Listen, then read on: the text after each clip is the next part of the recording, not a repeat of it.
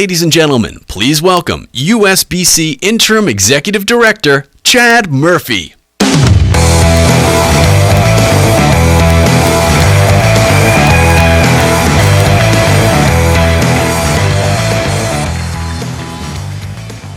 Together. Together. Thanks for that. I love it that you guys are, so many of you are wearing the t-shirts too. It's just awesome. We'd like to start out by introducing a gentleman I hope everyone had a chance to see yesterday. His message was just incredible. Kicked this convention off with just an incredible amount of energy and speed. It was really awesome. He's an award-winning author and speaker with a wonderful message about breaking down barriers and understanding different points of view.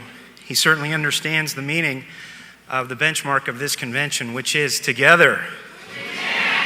Please welcome Devin Hughes.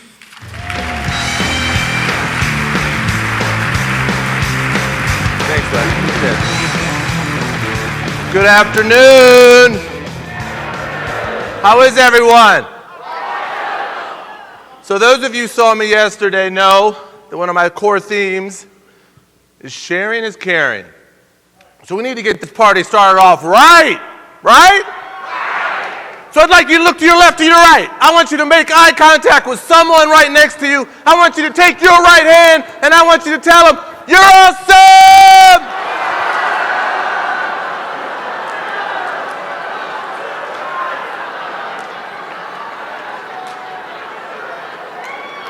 Give them some awesome. So I want to lay it down right now, right here with all of you. The rest of this week, if you hear something or see something and it's awesome, I want you to walk up to them and I want you to give it to them right in the middle of it. Bam! Can we do that? We're going to create a ripple effect. across the country, and it starts right here. If you hear some awesome or taste some awesome. All right? So before I begin, I'd like to recognize a few people because I got in yesterday. I didn't know anyone when I walked into Reno. And there was 3 people that greeted me and made me feel warm and cozy. Warm and cozy, like a blanket on a cold night. So I want to recognize those 3 people. That they would come up here. Hopefully they're in the audience. I'm going to give them a copy of my book and just let them know how much I appreciate them. They sought me out, gave me a hug, and said, you know what you said yesterday mattered. And you know how much that made me feel good? So I'd like to just do that real quick. Is that okay? Yeah. The first person is Libby. Is Libby here? I don't know where Libby is, but I got a book for you, Libby. So make sure Libby gets that. Here she is. Give it up. You're awesome. All right. Thank you so much. Thank you. The next person is Danette. Is Danette in the house? Come on up here, Danette. She got there 20 minutes before my talk yesterday, and I had some dance music on. Me and Danette just danced. Like, she made me feel so warm and fuzzy, and I'd appreciate that. Thank you so much. And finally, the last person is Julie. Come on, Julie. Give it up for Julie. Same thing. Multiple instances this week made me feel like what I said mattered. And it did, Julie. Can I have a hug? All right, Jules. Thank you so much. You're welcome. So let's give it up for those guys.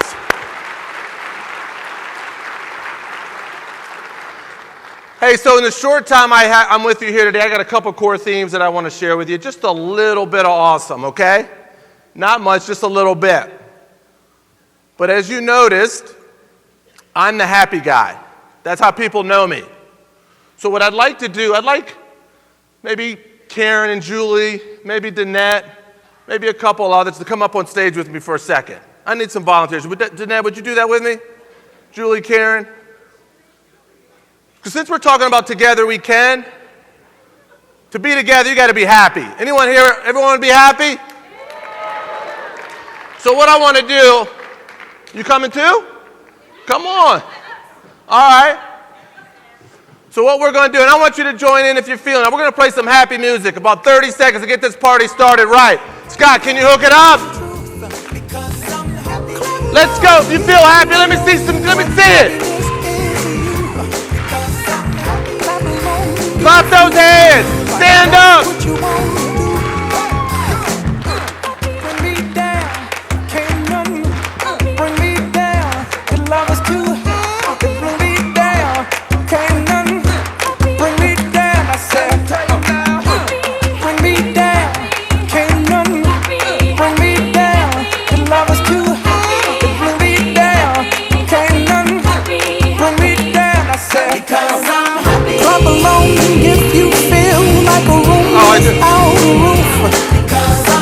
Clap along if you feel like happiness is the truth.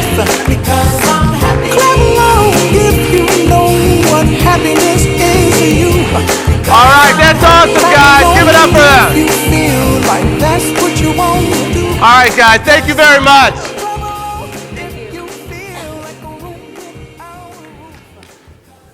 So for those of you who don't know me, my name is Devin C. Hughes. They also know me as the Chief Inspiration Officer.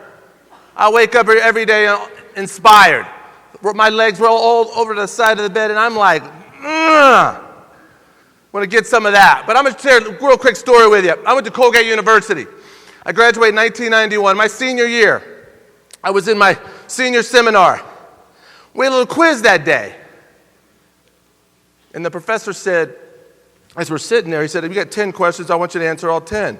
Well, as I noticed, as I looked down, the 10th question looked a little odd. The 10th question said, "What's the name of the cleaning lady for this building?" I thought it was a joke. What's the cleaning lady of this building? This is the culmination of my college career, my spring semester, senior year, And on my quiz, it said, what is the cleaning lady of this building? So I proceeded to take the test. As I'm about to get number 10, someone is about to turn the quiz in. And he says to the professor, he says, sir, number 10, is that a joke? And the professor, just like it was yesterday, just like now, looks at the whole group and says, no, son, that's not a joke. You see, along your journey and across your career, you're going to meet a lot of people along the way. Some old, some young, some important, and not so much. But every human being deserves a little bit of dignity. A smile, a thank you, a hug. You matter. I never forgot that. And by the way, her name is Brenda. So as we go throughout the rest of this week, I want you too to take that lesson with you. That if you see someone and you don't know them, come up and shake their hand and smile. You see them doing something awesome, tell them. Let them know. Because it all does matter. And I learned this the hard way, guys.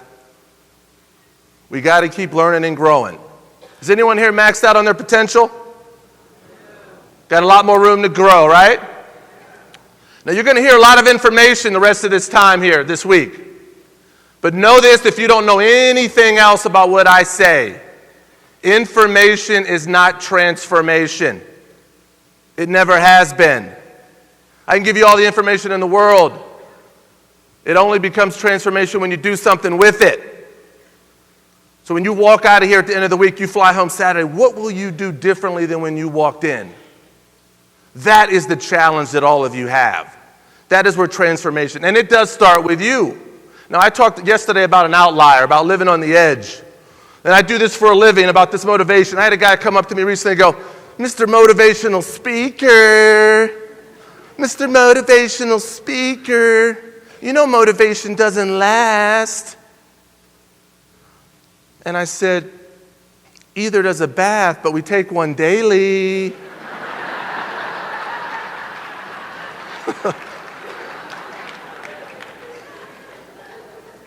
So I want you to think about that as we move throughout the week. Ultimately, it's up to you what we carry on. Now, there's so many life lessons throughout this journey that I'm on.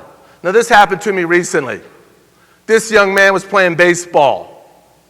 His dad, running home from work, gets to the game late. It's the middle of the first inning, I think. He goes up to the chain link fence and puts his hands up and says, Johnny, what's the score?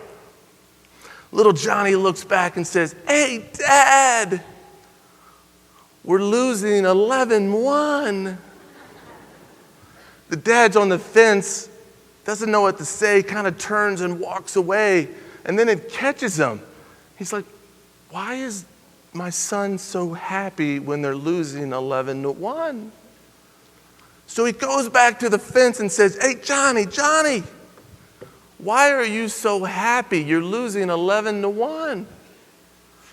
Little Johnny looks back at his dad and says, well, Dad, we haven't been up to bat yet.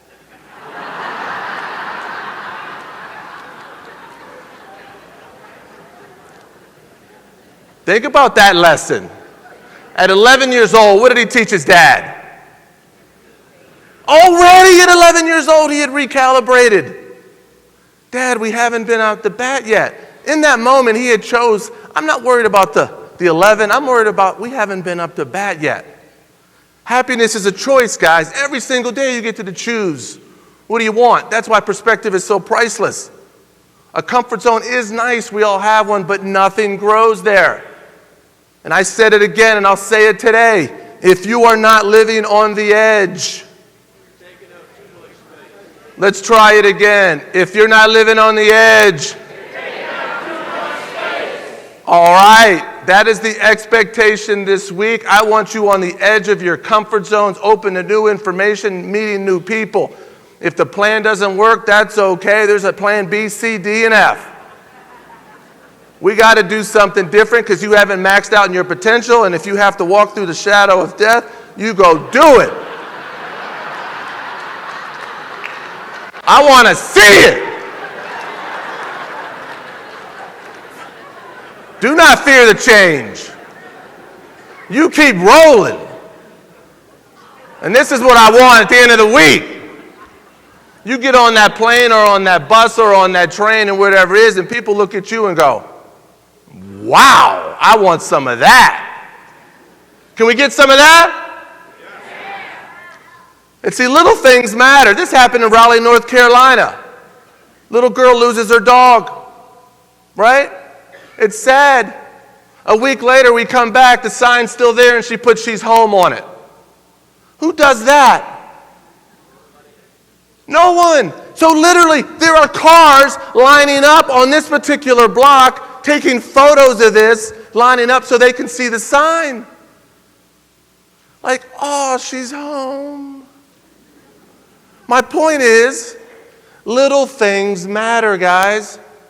Everything that we do when you can affect another human being's state of mind matters. So what I want you to do, guys, in the short time I'm here today, I want you to take 30 seconds right now. I want you to acknowledge right now, I want you to look inside, and I want you to think to yourself, what am I grateful for? Because we have to start recognizing all the good things that are going around in our personal and professional lives. We spend too much time on Interstate Impossible. So I want you to take 30 seconds right now as a group and think about what you're grateful for right now. Let's go.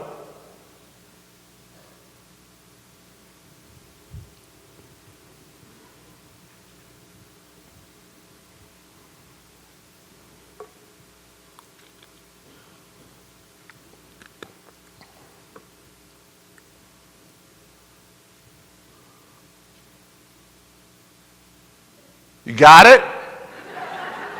Now the next part of that assignment, you're not going to do it today.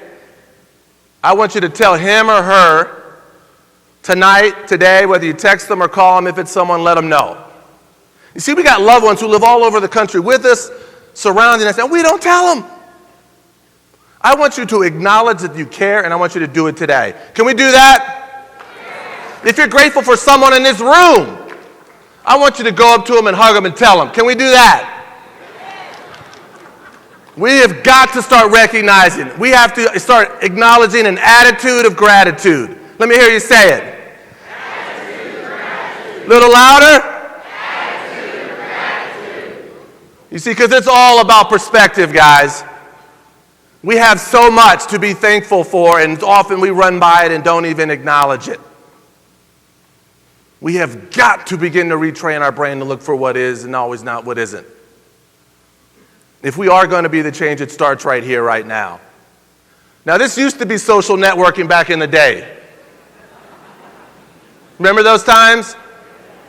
Dad would pull out a guitar, sit around the campfire. But we've lost some of it, that human touch. There is no more B to B or B to C, folks. It's H to H. Human to human. We have got to start connecting with each other again and let people know that they matter. And I couldn't help but think of this story I heard about Harriet Tubman. On her last days on the planet, Harriet is literally dying, sitting on the bed. And they ask Harriet Tubman, they say, Harriet, of all the things that you did in your life, all the slaves that you freed, how many do you think that you actually did free? Harriet thinks for about 10 seconds and looks at him and says, you know, I'm not sure, but I could have freed a lot more if they had known they were slaves.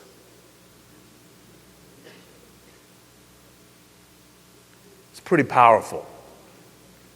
How many of us right now are slaves to our old legacy thinking that we couldn't or we can't or that won't work or this used to work? We got to throw that out and start over and recalibrate how we look at ourselves and each other and what we're going to do.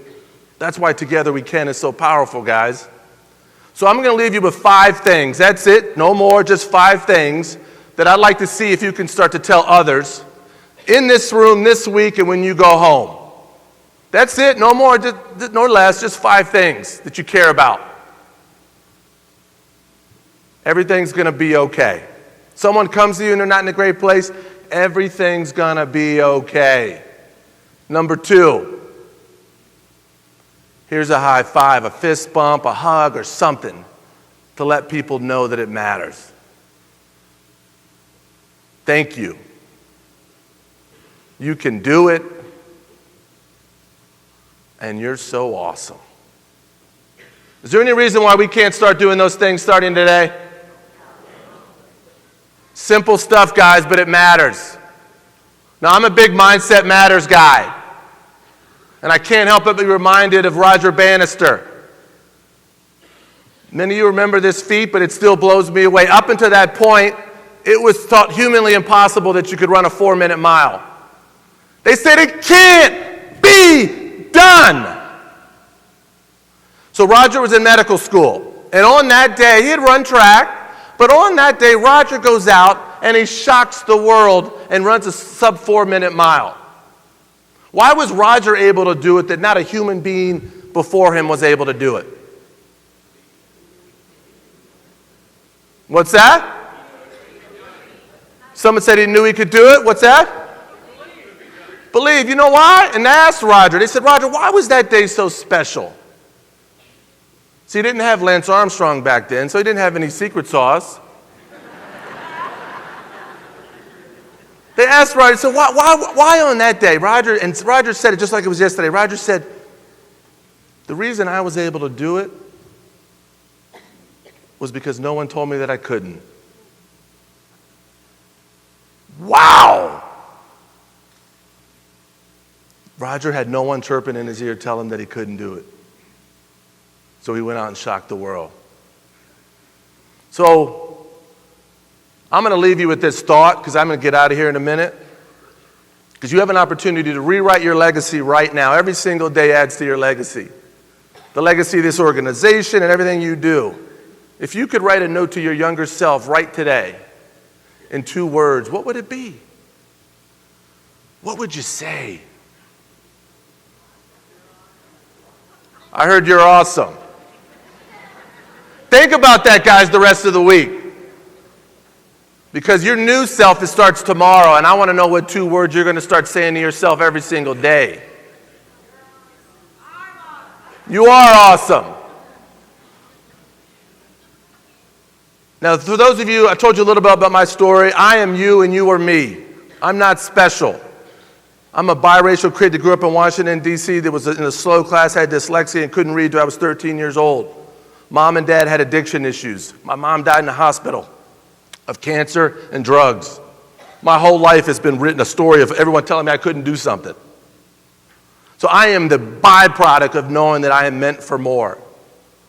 And by virtue of me being here the last 2 days, I know so many of you have aspirations to do great things too. And I'd love to stay in touch with all of you. And if there's any opportunity for me to help anyone in this room, please do stay in touch.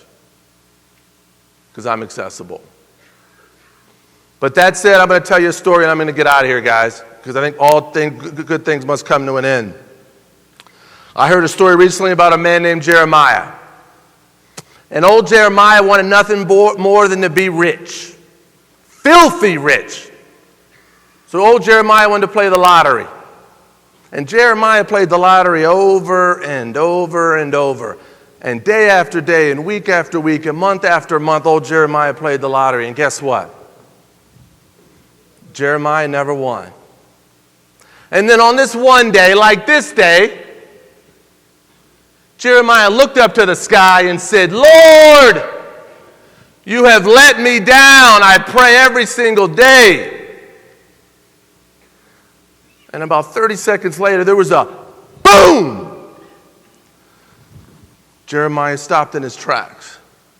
And the Lord said to Jeremiah, he said, son, if you want to win the lottery, could you at least buy a ticket?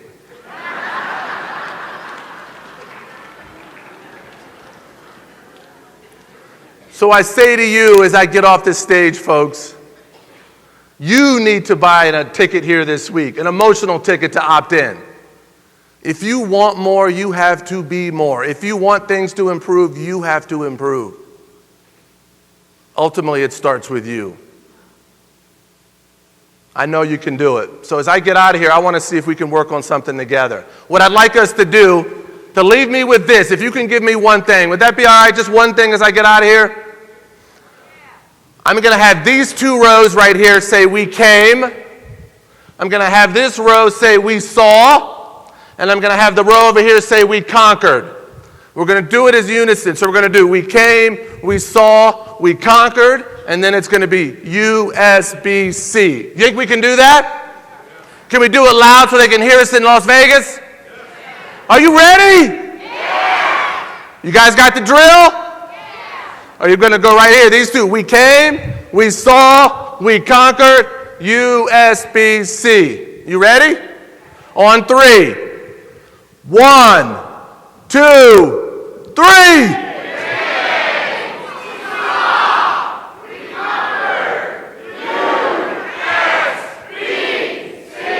One more time.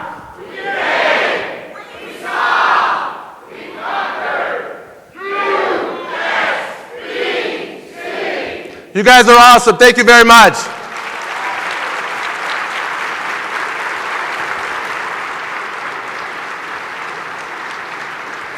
Appreciate it. Yeah. It was awesome.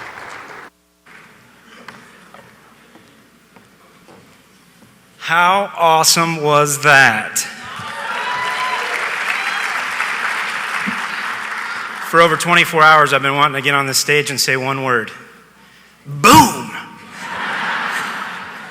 I want to thank Devin for your wonderful perspective. I believe together has meaning for everyone in this room. Hearing the words and saying the words is important. Some of you may have noticed on our Bowl TV cameras the last couple of days, asking you to join the entire industry with our message of Together We Can. We'll be sharing some of that video we collected throughout the annual meeting. Please start with this one. Take a look. Hi, I'm Mike Albee from Mike Albee's Arrowhead Bowl in Lafayette, Indiana, and we are proud to work with the Greater Lafayette Bowling Association as a proprietor and a local association, and with all the bowlers in Lafayette. Together we can. I'm Francois Lavoie, winner of the Intercollegiate Singles Championships. Thanks USBC, together we can. Hi, this is Johnny Petraglia, Hall of Fame bowler and Vietnam veteran. I want to thank the USBC for their support of the Bowlers to Veterans link. Together we can. Hi, I'm Wes Malott. Thanks USBC for everything you do for our sport. Together we can.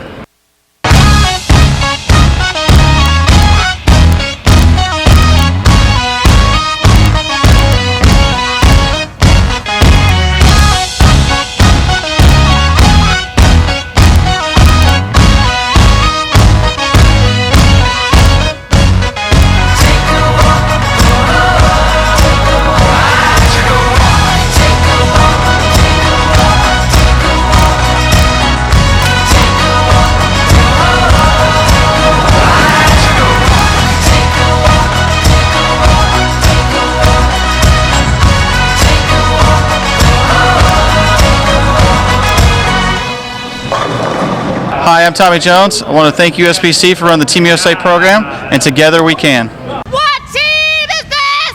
USA!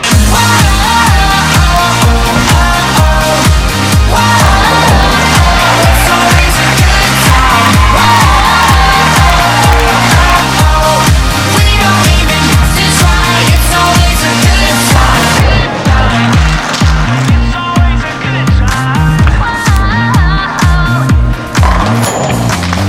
Take time, drop my song in the pool.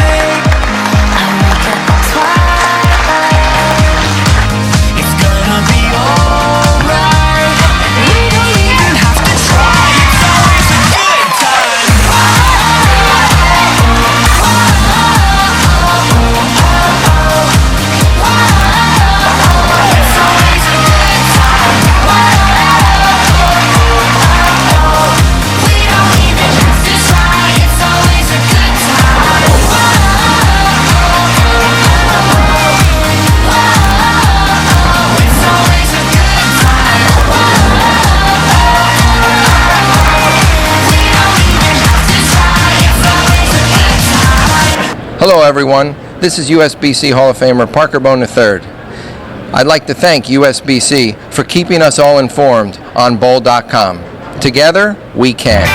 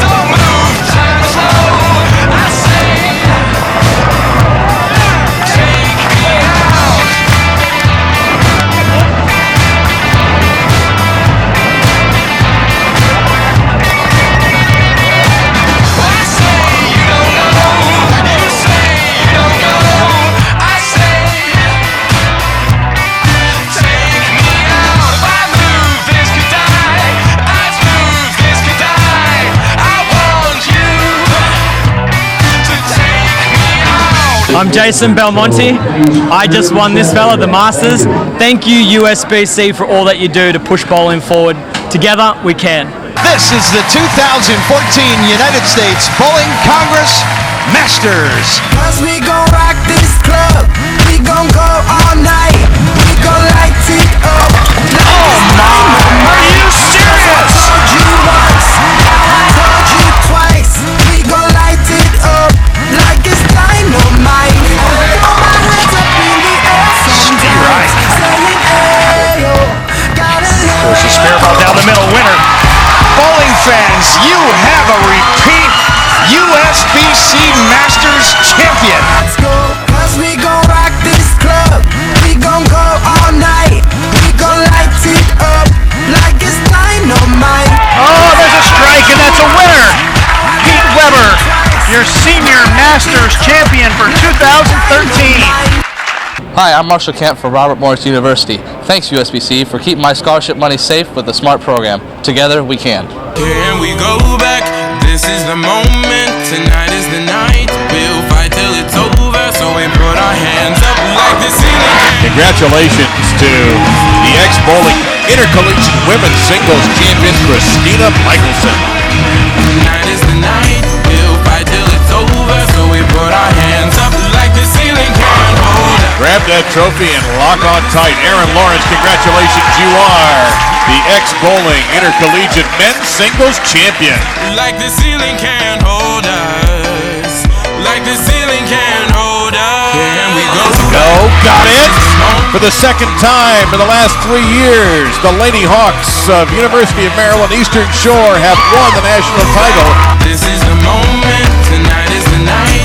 We'll fight till it's over. So we put our hands up like the ceiling can't hold us. They take the Helmer Cup back to Illinois for the first time in RMU Illinois history. This is the moment. Tonight is the night. We'll fight till it's over. So we put our hands up like the ceiling can't hold us. Hi, I'm AJ Johnson, 2012 Junior Gold Champion. Thank you, USBC, for the opportunity in the Junior Gold program. It's meant a lot, and it's changed my life. Together, we can. We'll fight till it's over. So we put our hands up like the ceiling can't hold us.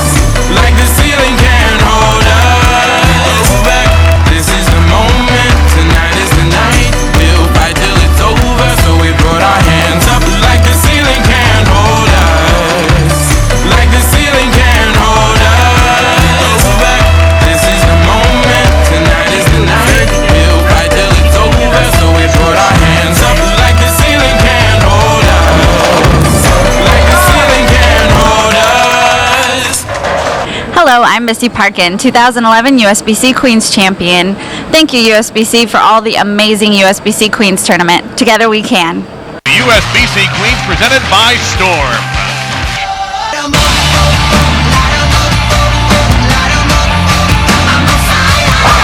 There you go. Able to get a little drive on that 5-pin.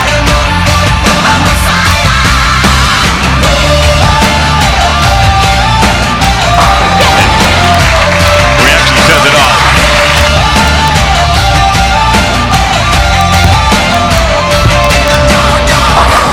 Got it on the 7.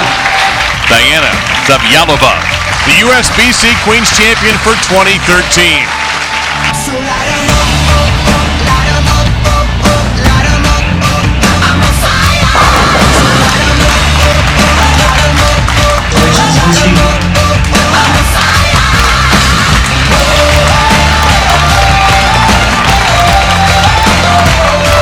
Hi, this is Johnny Petraglia, Hall of Fame bowler and Vietnam veteran. I want to thank the USBC for their support of the Bowlers to Veterans link. Together we can.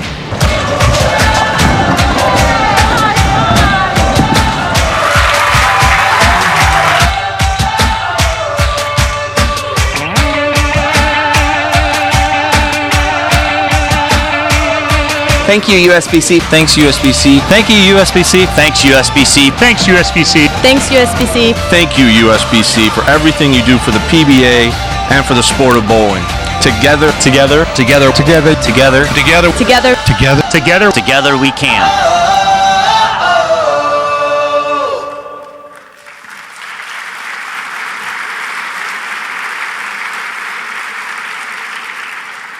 Thanks, USBC.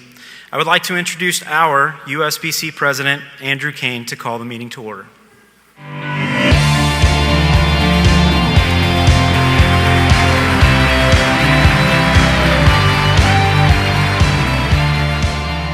Thank you, Chad.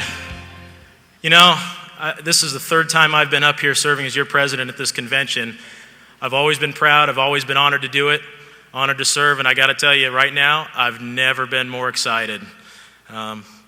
Welcome to Reno. Welcome to our 2014 annual convention. I hope you've enjoyed so far all of our seminars. Devin's incredible message, his dynamic speaking. It's just been amazing so far. I'm very excited. Chad said earlier, boom. I hope you're all excited too. Most of all, I hope you're happy. Who's happy? All right.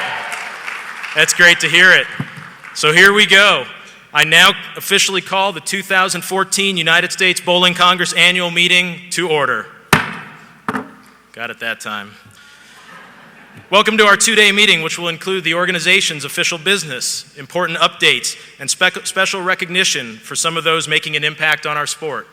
Before we proceed, I would like to call on USBC Interim Executive Director Chad Murphy to again introduce your Board of Directors. Thanks, Andrew. Before we begin, I'd like to please note that USBC Director Mike Fagan is unable to be with us this week.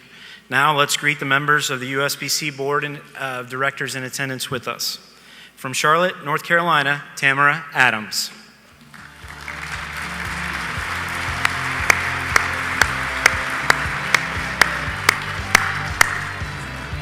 From Mahomet, Illinois, Darlene Baker.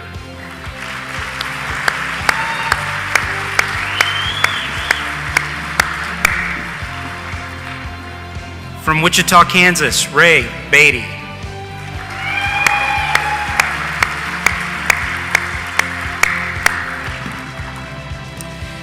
From Davie, Florida, Tom Bluth.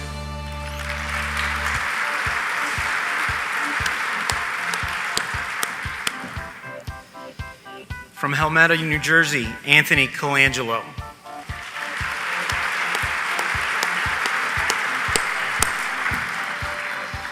From Carrollton, Texas, Perry Daniels.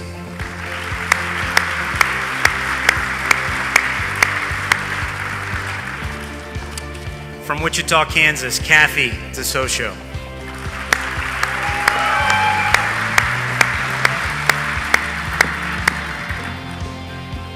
From Columbus, Ohio, Joe Diamond.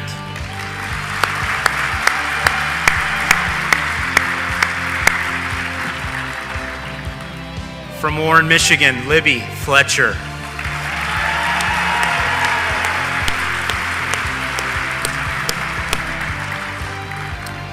From Orlando, Florida, Eric Galgansky.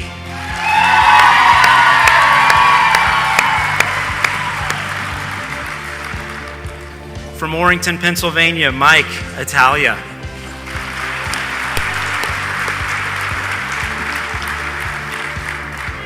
From Alexandria, Virginia, Karen Jost.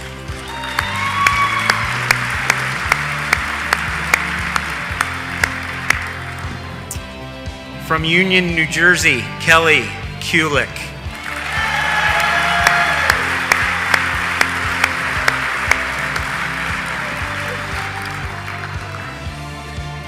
From Omaha, Nebraska, Tony Manna, Jr.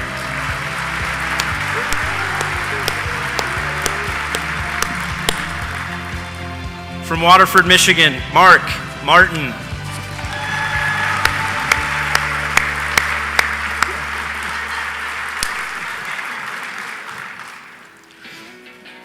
From Hopelawn, New Jersey, Tom Martino.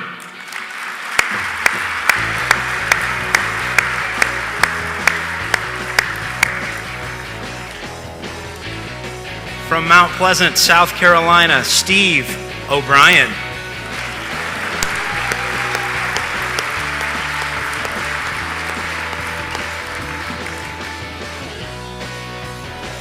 From Buffalo, New York, Dan Patterson.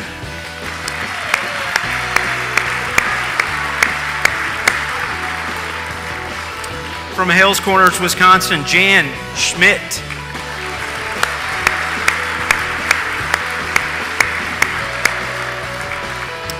From Chicago, Illinois, Robbie Spigner.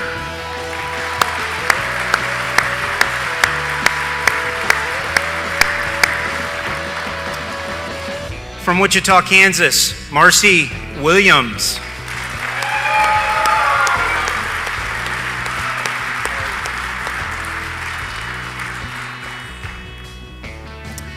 From Staten Island, New York, USBC Vice President Frankie Wilkinson.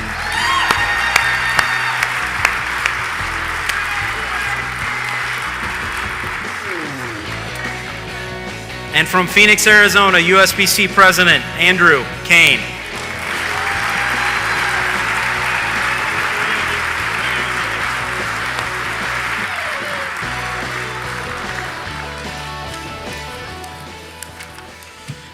At this time, I would ask that you please rise as we honor America and welcome cast member of Eldorado's production, Ring of Fire, Courtney Rada, for the singing of our national anthem.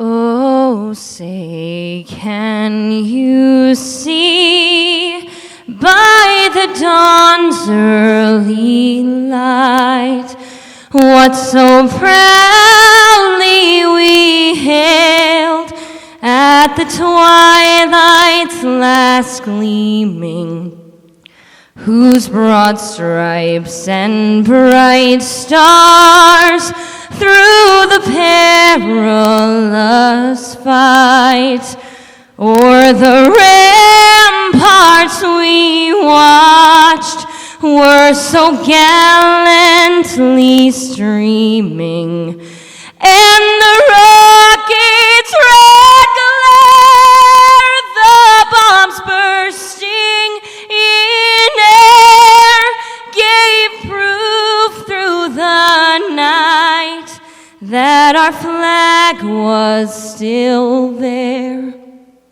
Oh, say, does that star-spangled banner yet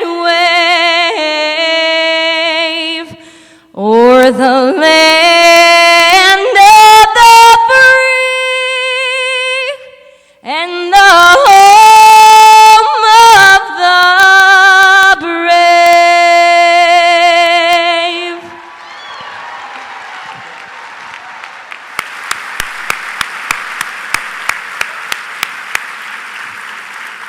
Wow, that was incredible. Thank you, Courtney, and thank you to the Eldorado for providing our national anthem talent. This time, I'd like to report the credential counts for today's meeting. We have 792 association delegates, 6 athlete delegates present, 23 board of directors, for a total voting strength of 821. At this time, I'd like to ask for a motion to approve last year's minutes. Is there a second? All those in favor? Any opposed? Thank you. Now I'd like to invite Chad Murphy, again, our interim executive director, to share some opening remarks. Thanks, Andrew. I just want to start out by, again, saying thanks for all of you for being here. It's incredible to experience this convention. Andrew talked about it a few minutes ago, about how humbled he is to represent you as your president. Being the interim executive director for the last 83 days, I can share that humility. It's been an incredible experience, but enough about me, on to this week. What an incredible week so far. I mean, just the energy that we've had in the rooms, all the educational seminars, and if I had to define it one way and pick up one piece of it, it's the great dialogue that was had between the attendees and, of course, our folks that were leading the pieces. We're learning just as much from you guys as you are from us, and it was just incredible to watch, and I really appreciate that. The Together We Can message has obviously been resonating throughout all of the rooms, everywhere we've been this week, and I'm really proud to be a part of it. Devin Hughes, just incredible. He led us off yesterday morning and a little earlier today. And we'll take that energy and move it through this afternoon and into tomorrow. I think everyone, for the most part, knows what's coming, a good, entertaining afternoon of events. Together We Can, obviously, is going to fill an even deeper meaning as we get into some of the industry presentations this afternoon from the PBA and the WTBA, BPAA, everybody that's going to stand on this stage and talk to you about their programmings. I've kind of been quoted and talked about it, but all of us are going to have to do this together to move this thing forward, and I think it's possible, and thank you for that. With that, our friends at BPA, there's some folks here that I want to recognize, and if you guys would, if you wouldn't mind, just stand up and wave for us. The relationship down at the campus just gets better and better. Daily we're working together to improve bowling, as bowling is the biggest piece of it. Everybody in this room, I know we all want one thing, and that's a better bowling and a better USBC. But I want to thank our folks from BPA, the entire BPA board sitting over here, led by President Kathy DeSocio.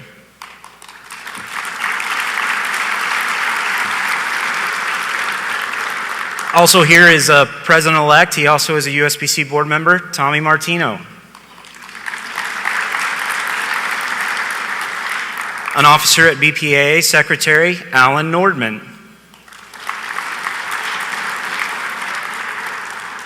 And last but certainly not least, President of our Bowling Foundation, but obviously an officer at BPA, our Treasurer Nancy Shank.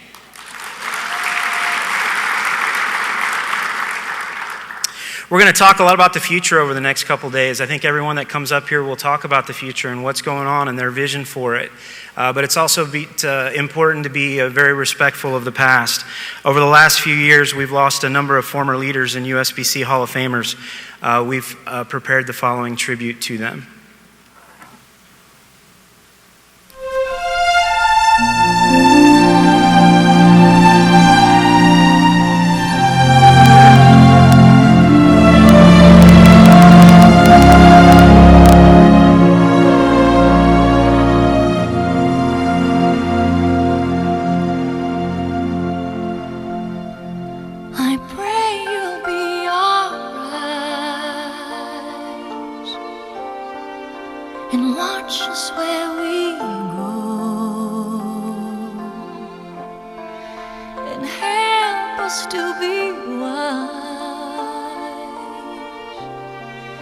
In times when we don't know, let this be our prayer. When we lose our way,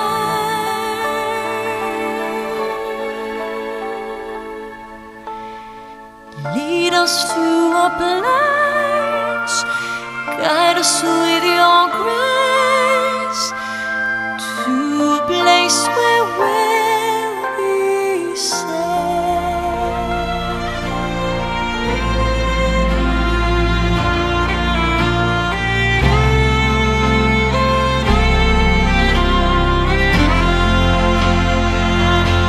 You raise me up so I can stand on mountains. You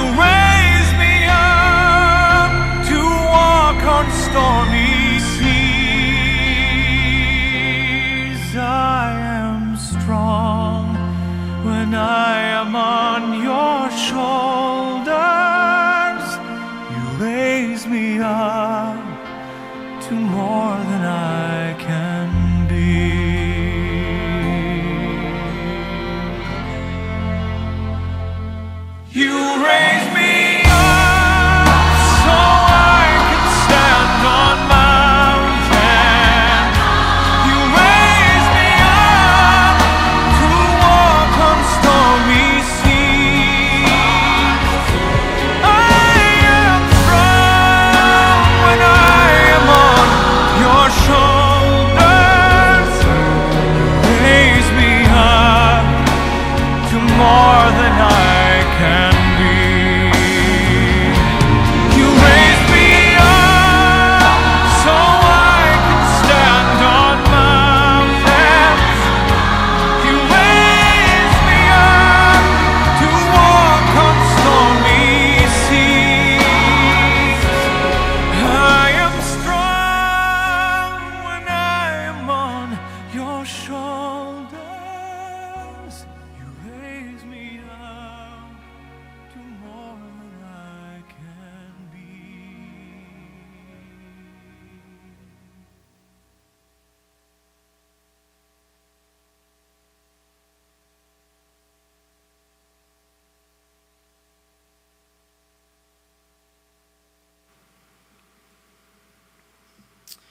I now want to invite Darlene Baker to the stage, who, in her role as chairman of the Bowlers to Veterans Link, will give us an update on all the tremendous work being done by BVL. Welcome, Darlene.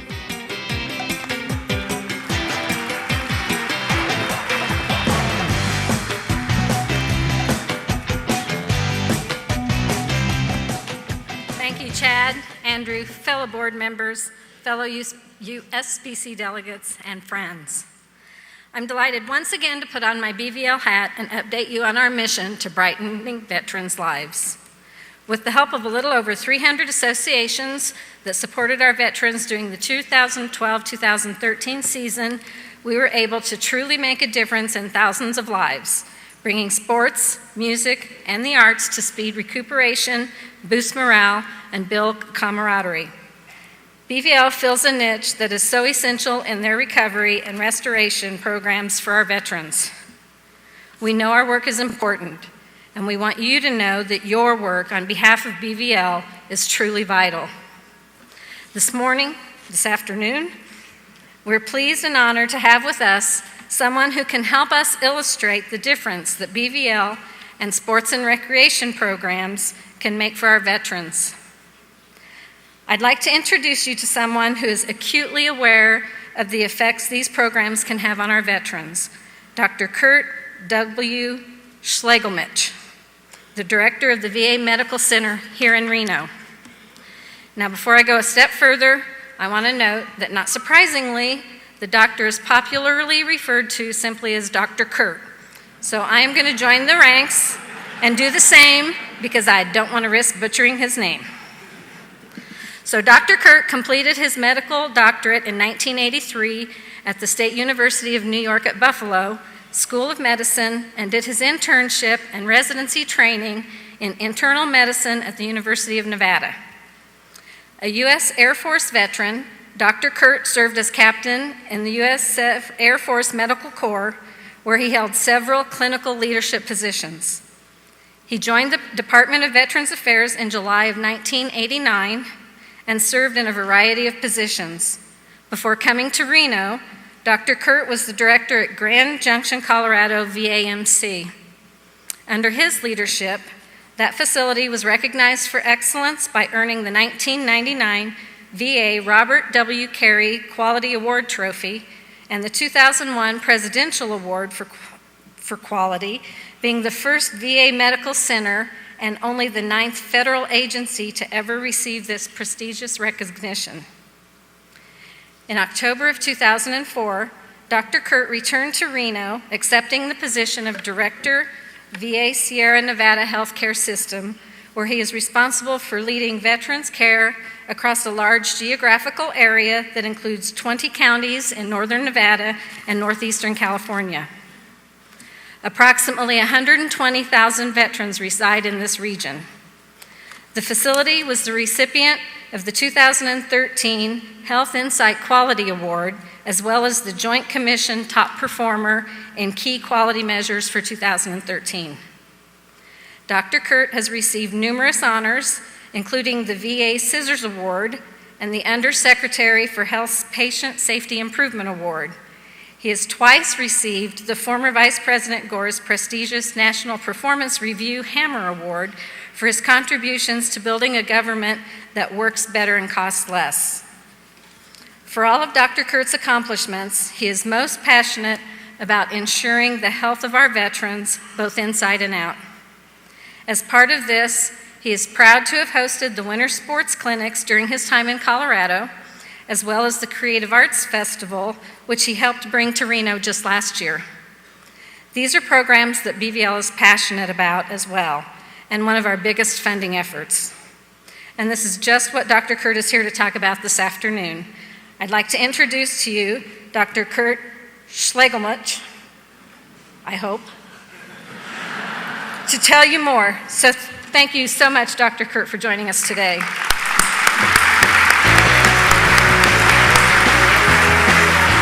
Thank you.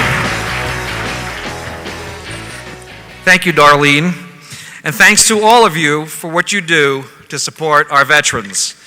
Your work has been tremendous and is greatly appreciated by all of us involved in ensuring that our nation's heroes have access to great health care and healthy and positive lifestyles.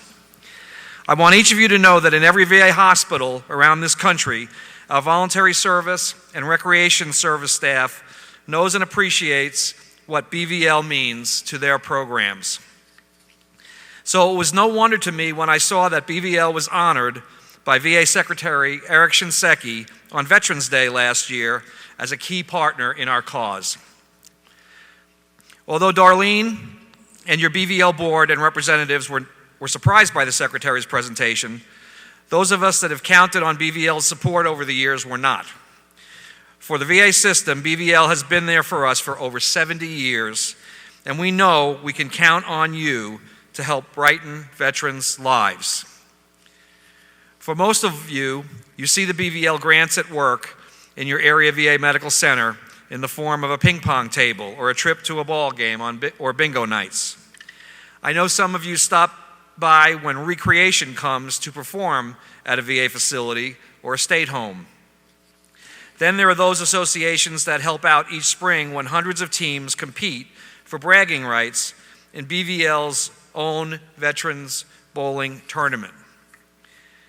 When you are visiting a VA and hear the music of our nation's great military bands filling the halls, that's thanks to BVL and Project Military Music. But what I want to talk to you about today are the BVL supported programs that you might not get to see and how important they are in creating better lives for our veterans. By this, I am referring to VA's 6 national special events: the Winter and Summer Sports Clinics, the Golden Age Games, the Wheelchair Games, the Training Experience Exposure, or T Tournament, and the Creative Arts Festival.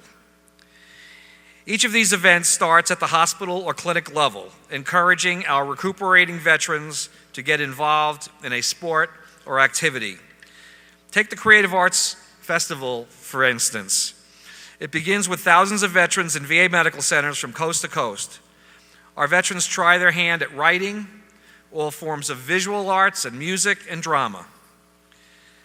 This is not just handing someone a guitar or a paintbrush, but giving them the opportunity to get engaged, get out, and get active.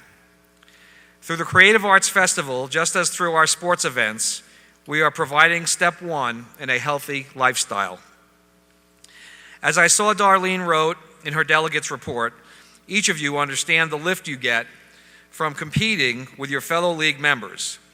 You get up and go to work on Tuesday because you know at the end of the day, you've got league night. There is nothing more energizing than being a part of a group and being active and engaged. And studies bear this out. Time after time, we see tremendous progress in our veterans' outcomes once they get involved. It is truly life-changing. So while our VA doctors and nurses take care of the body, we rely on organizations like BVL to help us take care of our veterans' spirits. And with a boost in spirits and involvement in a positive lifestyle, we are together creating brighter lives. For logistical reasons, several of our special events are held at the same venue each year. I know Sandra Eckert from Colorado and Lynn Graves from California get to see the thrills and excitement of our veterans participating in the winter and summer sports clinics. The Tea Tournament is in Iowa, and I understand that a group of state leaders from Iowa State USBC usually attend. The other events are rotated around the country. Indeed, this past fall, the VA Sierra Nevada Healthcare System was honored to host the National Veterans Creative Arts Festival. Reno USBC Association Manager Marie Reynolds and Association President Tony Martin enjoyed their opportunity to represent BVL at the event.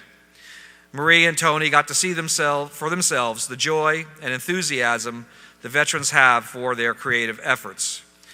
Here's Marie and I, along with Peggy Thomas from the American Legion Auxiliary. Let me take a moment to share with you just one of hundreds of stories about the impact these events can have on our veterans. One of our Army veterans returned home from Vietnam after serving a 17-month combat tour. He did not come home alone, however. He brought back PTSD due to the daily terror of wondering if the next bullet was going to be for him. Leaving a hostile environment that always included dread of the unknown, he was constantly on edge, all wound up, and terrified of even an automobile's backfire. With the perpetual nightmares, he found the only way to push down the anxiety was through alcohol, and he embraced it. Though he was a journeyman painter after the war, he failed to maintain a steady job due to his drinking habits. Living on the streets of Reno for years, his routine was drink, beg for money, or collect cans for alcohol money, eat at the local soup kitchens, or dumpster dive for food. At his lowest point, he wondered whether he should have died in Vietnam to avoid the ongoing pain, and considered that maybe he would have been better off dead. When his soul began to hurt, he knew he had hit rock bottom. One day in jail, our veteran heard another inmate talking about a halfway house for rehab at the VA Medical Center. He made his way down, and a VA counselor enrolled him in a substance abuse program and additional services. 28 years later, after he chose recovery from alcoholism, our veteran was faced with blindness due to glaucoma and diabetes. With the same invincibility that got him through his previous challenges, he committed to surrounding himself with positives in his life. Through the visually impaired team program, he discovered bowling. Not familiar with the game when sighted, he was nervous to begin and thought it would be an impossible task. The support he received from staff and volunteers in learning how to adapt the sport increased his confidence to join our local Battle-Born Blind Bowlers League, and soon after apply for the VA National Golden Age Games. There he competed and won the bronze medal. He continues to attend weekly adaptive sports, with bowling being the highlight of his week. Bowling and the support from BVL has been and continues to be instrumental in the rehabilitation of many VA Sierra Nevada Healthcare System veterans. This is just one story in the lives of thousands of our participants. Together, we are making a positive difference. For those of you who haven't had the opportunity to see one of these events for yourself, you can learn more about them on the BVL and VA websites. If one of these events comes to your area, I understand the BVL office will notify you. In addition to helping BVL spread the great news about its efforts to support our veterans, we are always looking for volunteers. So in closing, here's the message I wish to leave with you today. We need your continued commitment to these vital programs. Regardless of where you conduct your BVL campaign or the VA facility near you, the veterans in your hometown can take part in these events and make a difference in their lives. Whether you live in Springfield, Virginia, Illinois, Missouri, Wisconsin, Texas, or California, your support of our special events through BVL National can make a difference. Thank you so much for your time today. Thanks for your support in the past and your sustained support in the future. God bless you all.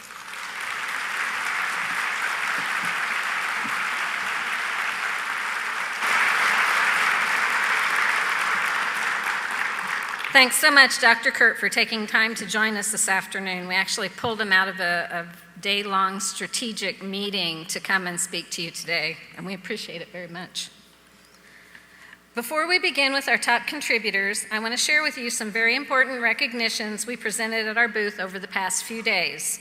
These were based on amounts raised per USBC member, and let me tell you, some of these associations were really impressive.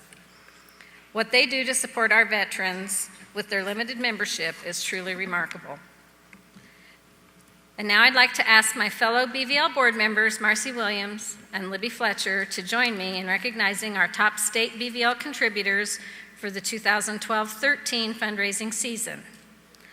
On the screen, you will see our top 20 states, and we want to salute all of these leaders for volunteering for outstanding BVL efforts.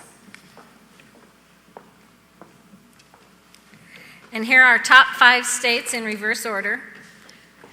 Representing Illinois is Earlene Nelson and Betty McCann. My home state raised $26,068.83.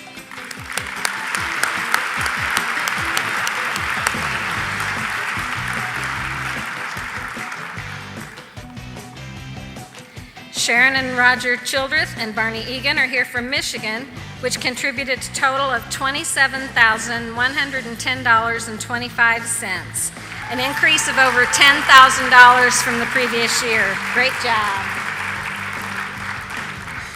Here from Texas is Kay Smith. Their combined effort garnered $39,928.71, so Texas really pulled out all the stops.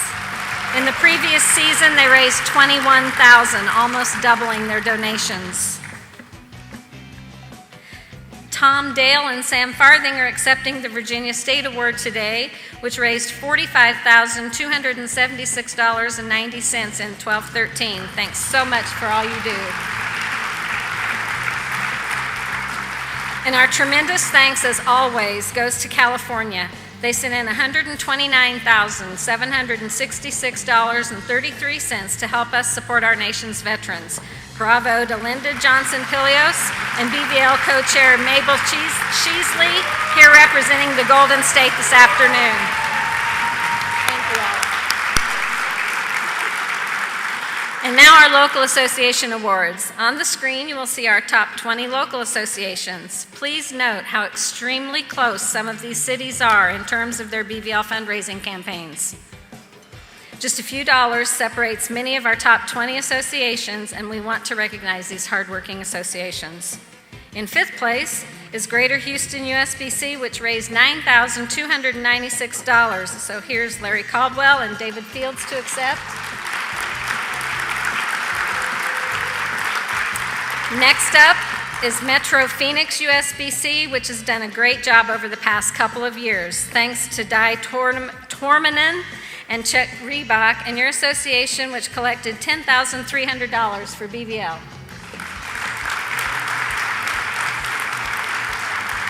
Always a perennial top performer is the nation's capital area USBC. And today we have Bob Ashley to accept their award for contributing $15,319.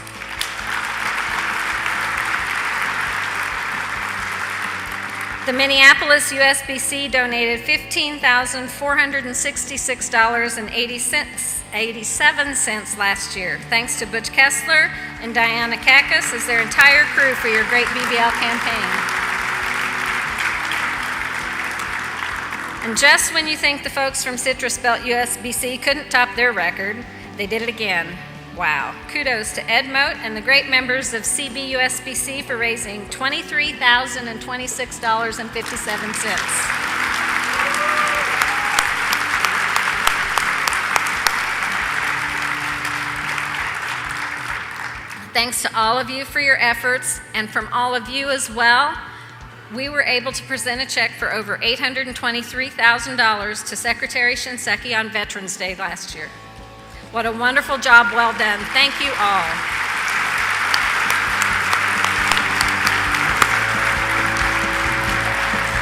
Thanks, Libby and Marcy, for your leadership, and a very big thank you to Dr. Kurt for joining us here today. Before I wrap up, I have a few housekeeping items I'd like to review with you. You all are awesome. Thanks, Bob. First, what you saw up here in terms of BVL efforts is just the tip of the iceberg. We have so many wonderful volunteers and contributors throughout the country, and we thank each and every one of you. Please make sure you note all our contributors of the 2012-13 season. They will be recognized on the big screen during breaks through convention. Another way to learn more about our volunteers is by regularly checking our website or our Facebook page. Please be sure to visit the booth, or I hope you did visit the booth, to learn what's new in the BVL programs. As Dr. Kurt mentioned earlier, we were delighted to receive a special award from Secretary Shinseki last Veterans Day. It was a big surprise to receive that recognition, especially as we were gathered in front of the great veterans leadership organizations in the country.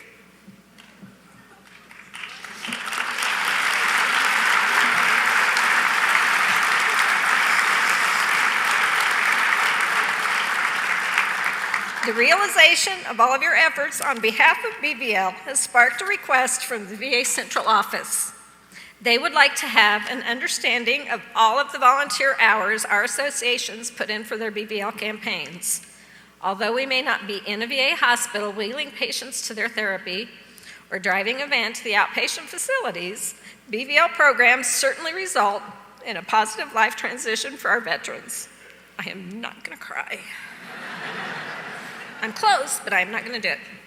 You're awesome.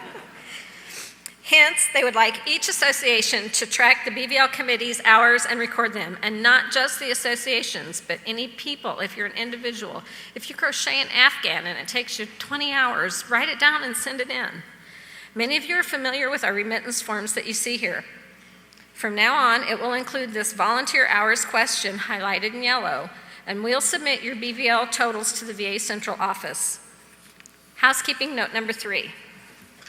This spring, we've launched a new public service announcement campaign.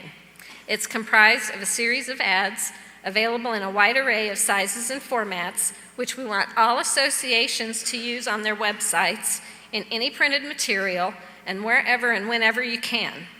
And I'd like to thank Keith Hamilton and the Bowlers Journal for being the first to publish the new PSA. Also, please encourage your area bowling publications to carry a version of it in their newspaper. If we want to continue our mission to support our veterans, we absolutely have to promote BVL. We don't want to keep our work a secret anymore. Please do your part to get out the BVL message with these powerful ads. You can download them from our website under the Get Involved tab. Our final message this afternoon is a great one. I'm pleased to report that following Brunswick's Bowl for Freedom campaign the last 2 years, which has benefited BVL, it will now be picked up by a great number of independent bowling centers across the U.S. This is very exciting news for those of us that love BVL and those of us that want to roll a few practice games and save some money. Our thanks go to our friends at Brunswick for providing this program to other centers. Let's patronize all of the centers that are joining together in support of our cause. You can find the participating centers on our websites. We're going to close this morning with a call for every association to renew your promise that our bowling forefathers made in 1942. The need for our program is greater than ever. Join with us. Let's not forget the sacrifices of our nation's servicemen and women. Right now, I would like anybody in the room that has served to please stand.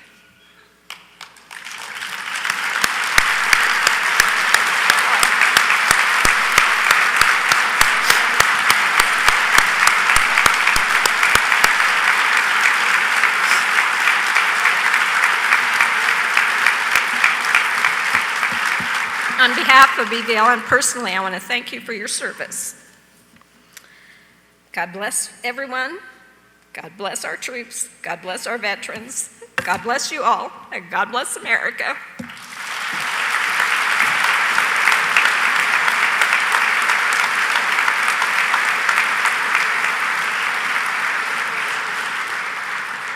Hi, I'm Wes Malott. Thanks, USBC, for everything you do for our sport. Together, we can. Hi everybody, this is Libby Fletcher, USBC board member. I'd like to thank all of you for all you do for the sport of bowling, and just remember, together we can. Hi, I'm Carrie Glasscock with Susan G. Komen. And I'm Courtney Willis with Susan G. Komen. Thanks, USBC, for raising more than $10 million for the fight against breast cancer through Bowl for the Cure. Together we can!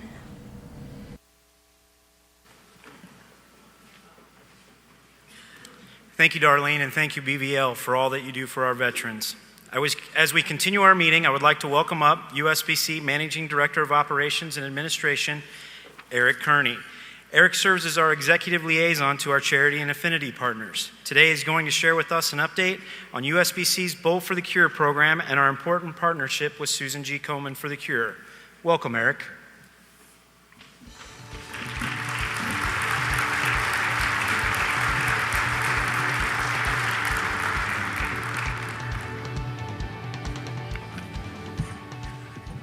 Good afternoon. All right, we're going to try that one more time. Good afternoon. Welcome to Me for the Cure. I'm Managing Director of Operations Eric Kearney, but I'm also the National Director for Bowl for the Cure.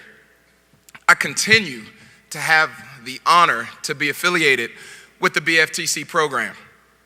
And I'm equally honored to stand here before you today to help celebrate triumph and survival with our annual Meet for the Cure ceremony. Every year, we renew our mission of bringing people together through bowling to join the fight to end breast cancer forever. This year, we wanted to leverage our momentum from 2013 in the I Bowl Pink campaign with our enthusiasm for the magical number of $1 million with our 2014 campaign. With the help of the USBC marketing team led by Tremont Thomas, the Your Roll to $1 Million campaign was conceived. We once again leveraged our social media programs, generating millions of impressions and challenging our USBC Komen audience to go bowling and raise money while you were doing it. We received emails, handwritten notes, even songs from people all over the world. And we can proudly say, in 2014, we eclipsed the $10 million mark in donations.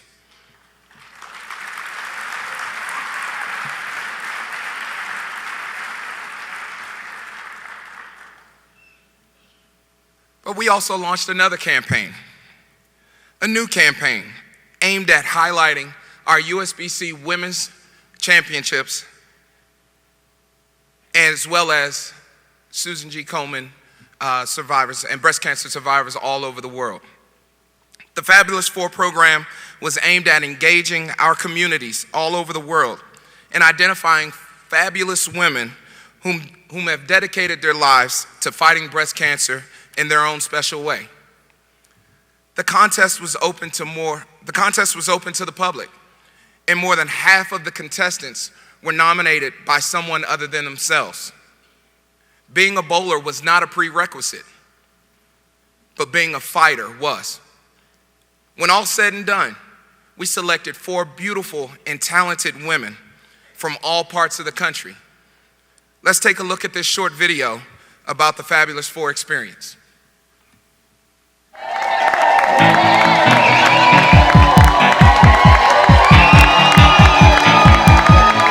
We didn't know it was for us to begin with, but you do what you do because you know there needs to be a cure, and for that many people to be, that happy to see us, it was awesome. Being able to meet the people behind the scenes who actually helped me survive, and to be able to thank them, it was a blessing. It's a beautiful day. Sky falls, you feel like it's a beautiful day. So let it get away. Seeing the promise wall and being granted the amazing privilege of being on that wall on a permanent plaque as part of the Fabulous Four, I gotta say, that was just beyond belief. I've been aware of Susan G. Komen. I've been aware of the cause for a very long time. But to actually be there and see how it's done and to meet the people that do it, it was just incredible. You've been all over, and it's been all over you. It's a beautiful day. Don't let it get away. It doesn't get any better than that for an old bowler like me to have lessons from the Team USA coaches, and not only coaches, the head coach, and the tour of the facilities, getting a new deviate diva pearl drilled out, you know, oh my gosh. All of us are different levels of bowlers, but they treated us all with the utmost respect and gave us all tips that were priceless. See the world in green and blue. See China right in front of you. We're going to ask the Fab Four ladies to help us out, as two of them will roll ceremonial first balls, and then the other two will lead the way with the mass ball shot.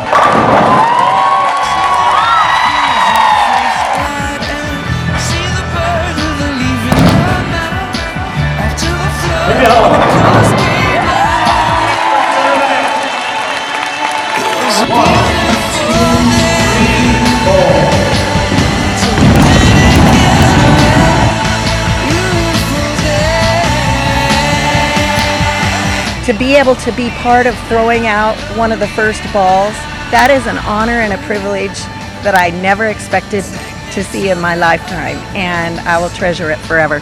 To know that, you know, I got to bowl in the championships, and I love to bowl anyway. I grew up in a bowling alley. My mom died of breast cancer when I was young, but we always went bowling. I mean, we were in the bowling alley 3 or 4 days a week. So, I mean, it's something I just grew up on, and I know my mom was so proud.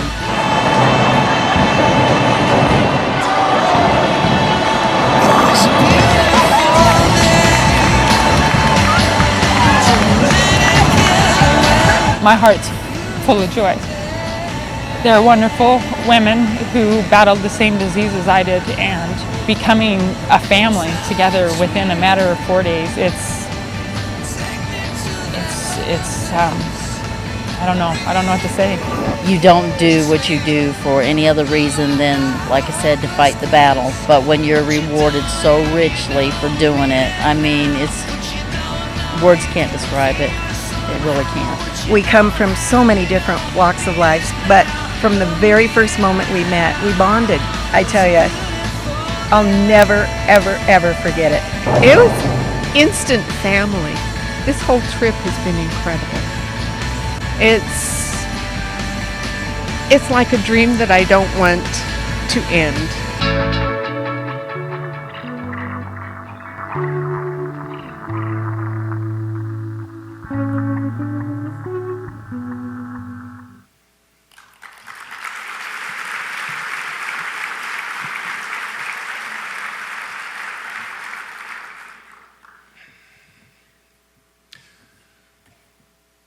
To have the opportunity to provide for women an experience of a lifetime that they may not have the financial means or maybe the ability to provide themselves has been one of the most rewarding experiences of my life. As you can see, they were treated like rock stars. Whether it was at the Komen headquarters, at the International Training and Research Center, by our Northern Nevada affiliate here in Reno, the great partners that we have at the Silver Legacy and the El Dorado, and last but certainly not least, our outstanding USBC tournament staff. Thank you to all.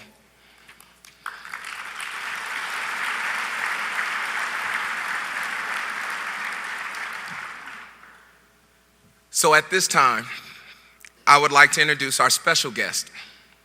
Shannon Thompson is a breast cancer survivor and a member of the Fabulous Four. Shannon hails from nearby Elko, Nevada. She's married with 3 very active children. She would like to share some of her experiences with you today. Shannon.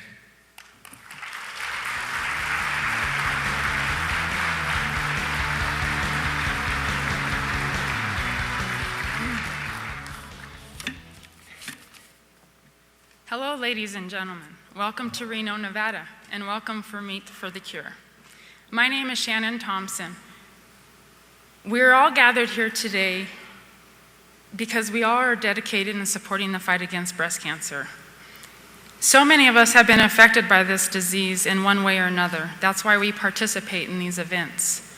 There are always moments in life that take us by surprise and challenge us beyond our limits. We as people always assume that we will never be that person who has to go through that. Always looking on the brighter side of things, people pray they will never be that person who has to face the trials that can knock us down and second guess the strength that lies within our hearts. January 12th, 2012, my life and surviving for my children became the biggest challenge I've ever had to endure in my life. It was on that day that I was diagnosed with invasive ductal carcinoma, cancer of the breast. When you hear the words, "you have cancer" for the first time, your mind goes completely blank. For a moment, you believe you heard the doctor wrong. You take a deep breath, and then at that moment, you decide what matters most in your life. At that moment, what mattered most to me was being there to watch my children grow so they wouldn't have to face the fear of ever living a life without a mother.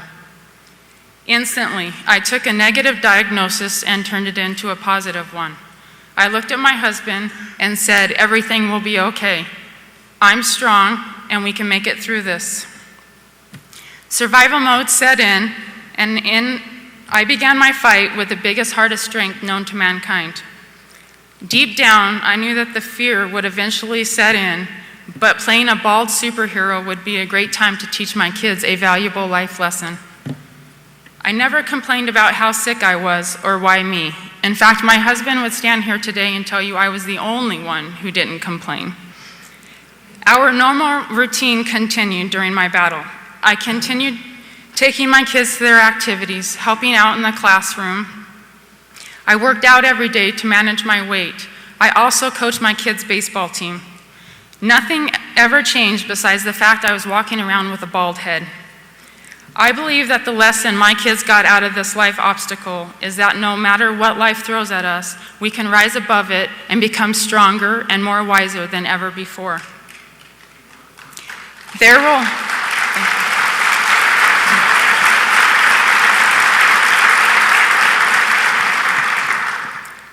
always be bumps in the road, but no mountain, however big it is impassable. From my 6 rounds of chemo, to shots in the stomach every 3 weeks, to baldness, and the 12 rounds of Herceptin I was given, I never let my guard down, and in the end, I was the one who was victorious. The attitude I had shown through my fight kept me going. It gave me a sense in knowing that there was hope. With the humor, the jokes, the smiles, and laughs that I allowed myself to express, I managed to walk through this fight with grace, integrity, and the faith of God's healing hands upon my shoulders.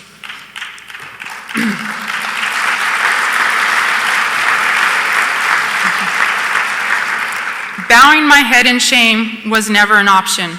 Paying it forward became my mission after that. Since my diagnosis, I've become very active in the fight against breast cancer. I have done anything and everything to raise money for this great cause. I have built a team called the Ribbon Warriors for the Race for the Cure. I have done a lot of fundraising as well. I have tried different techniques and all were successful. I wrote a letter of hope asking for donations, and I hand-delivered these letters to more than 200 local businesses. This gave a public a face to reflect on. It helped them to understand that cancer chooses whomever it wishes. Cancer doesn't care how perfect you think your life is. It does not discriminate. I hosted a candle and purse party at my house as well. I sold raffle tickets to a quilt that was made in my honor. I hosted a car wash and also detailed vehicles out of my own garage just to raise money for this cause.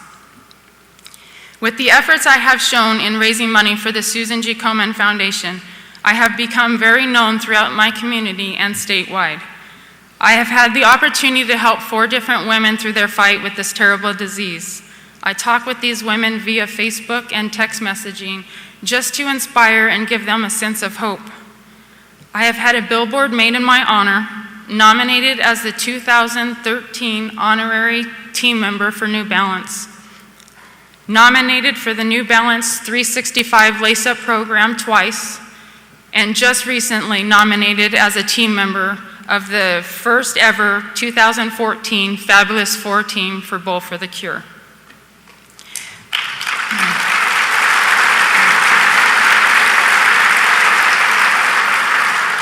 Because of the passion and dedication I have for the mission of ending breast cancer forever, I have had the privilege and honor of building a wonderful friendship and business relationship with the great people of Susan G. Komen as a whole. Without these people who work behind the scenes at and for the foundation, along with their drive and commitment to finding a cure and educating men and women around the world, people like myself would not be here to watch their children grow and live in a life of happiness. In getting nominated for the Fabulous 4 trip, we got to travel to Dallas, Texas, tour the Susan G. Komen headquarters, tour the USBC Hall of Fame, and the USBC Training Center. We received a personal bowling lesson from Team USA coaches and given our own Pink Pearl DV8 Diva bowling ball. My expectations of this trip were completely blown out of the water by the treatment, honor, recognition, and support we were given the entire trip. After arriving in Dallas, I had the honor of meeting 3 fabulous women, all whom were survivors and warriors of breast cancer as well. Us 4 hit it off great, and in just 5 short days, us as a family of friends were united for a purpose that will forever be engraved in my heart.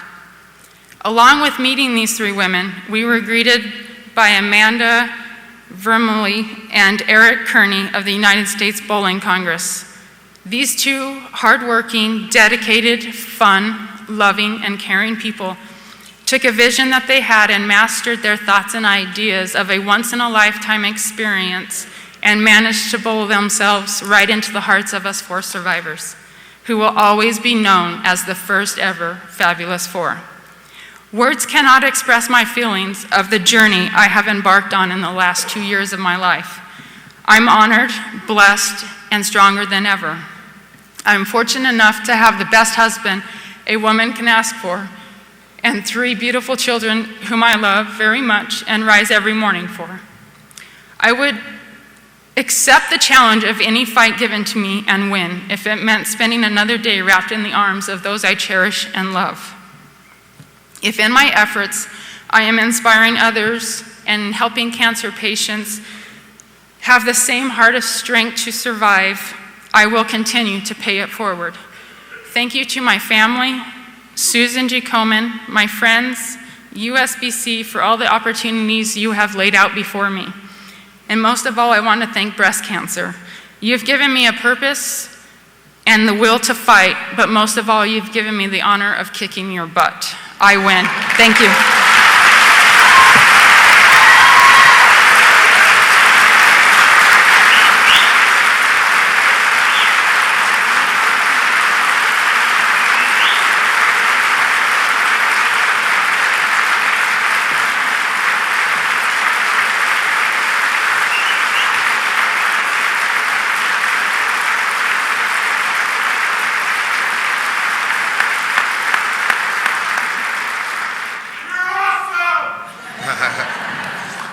Absolutely. Thank you, Shannon.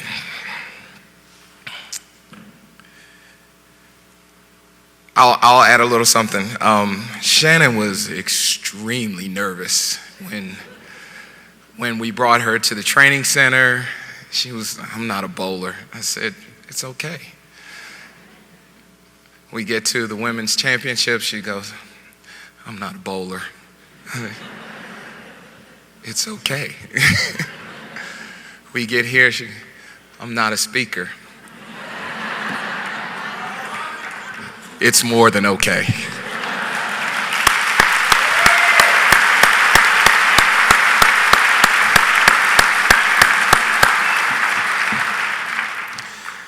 Now, from the Susan G. Komen Northern Nevada affiliate, Executive Director Nikki Patton.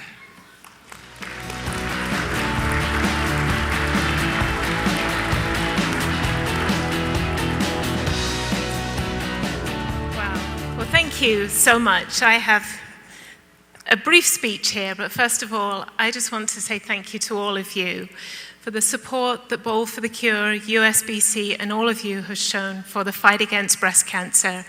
On behalf of the entire Komen organization and the women we serve, thank you. We appreciate all of you. So, as you know, my name is Nikki Patton. I am the Executive Director of the Northern Nevada affiliate of Susan G. Komen. And I would like to welcome all of you to the biggest little city. Whether it's your first visit or you have been here many times, I hope you're enjoying it. As you can tell, this isn't my native home. I'm about 6,000 miles away from that, but this community is very much my home. I absolutely love living here, and one of the reasons why is I get to do a wonderful job. And because of organizations like USBC, individuals like you, and the funds that you raise and you help us to provide, in Northern Nevada, we are able to provide breast health and breast cancer services to 15 counties, which is huge. Many of those are rural counties where the communities are miles and miles away and many hours drive from services. So thanks to you, we're able to do that, and your help really is helping save lives. So just to give you a quick example, one of the programs that we're able to fund is the Mammo Van. If you've been to Reno several times, you might have seen the bright purple converted semi, which contains a screening mammography unit, and it travels to the farthest flung corners of the state, providing screening mammograms to women who otherwise simply wouldn't get them. They're isolated for all kinds of reasons, but they know that once a year, that mammo van is going to show up. They're going to get a mammogram, they're going to get screened, and they may even be diagnosed. In the last year, the funds that we have provided have been able to screen 252 women, and of those, 6 were diagnosed with breast cancer. So again, that really is how your funds are helping to save lives. Thank you. So recently we did have the opportunity to share some of the wonders of Northern Nevada with the very aptly named Fabulous Four. They truly are a fabulous group of women, and especially Shannon, who you met today. She's a kick-ass fundraiser, I have to tell you. She's a courageous breast cancer survivor, and I'm also extremely proud to call her my friend. She's wonderful. So to all of you, you are now also my friends. We're thankful and grateful beyond words to the USBC leagues, associations, the teams, the members, and the centers, all of you who have supported our mission through Bowl for the Cure. Thank you. At the national level, this money helps Komen fund critical life-saving breast cancer research that truly helps to answer the most difficult and pressing questions in breast cancer today. Locally, these funds benefit local Komen affiliates such as ours and help to fund services for low-income women and men. There are 117 affiliate offices in communities across the US, and we could not continue to do our missions and pursue our work without the help of partners like USBC. Thank you. So breast cancer is happening now, and while the research is helping to fund hope for tomorrow, our communities need help and are benefiting today. This past year really has been an amazing one for Bowl for the Cure, not only from fundraising, but of course in also launching the Fabulous Four program that allowed real breast cancer survivors who are impassioned for the cause a platform to be able to share and tell their stories. The more we can share stories like Shannon's, the more we can help provide hope and inspiration to others who are battling the disease or who are alongside a loved one who is fighting that battle. I can't say it enough. Thank you so much for the work that you are doing to help us elevate the conversation in the breast cancer space. We really couldn't do it without you. So to Eric Kearney and Amanda Vermiglia and everyone else at USBC, we have loved hosting you in Reno and helping us raise awareness of our shared vision of a world without breast cancer. Please come back. Thank you, USBC, because at Susan G. Komen, we already know that you can. Thank you.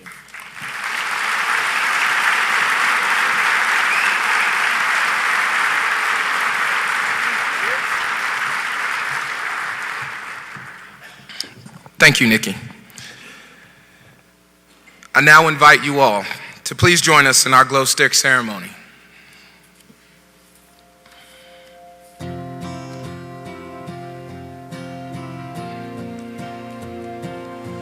Those of you who have been diagnosed with breast cancer, please stand and snap your glow stick. She dropped the phone and burst into tears. The doctor just confirmed her fears. Her husband held it in and held her tight. Those of you who have had a family member who has received a diagnosis of breast cancer, please stand and snap your glow stick. 38, with 3 kids who need you in their lives. He said, I know that you're afraid, and I am too.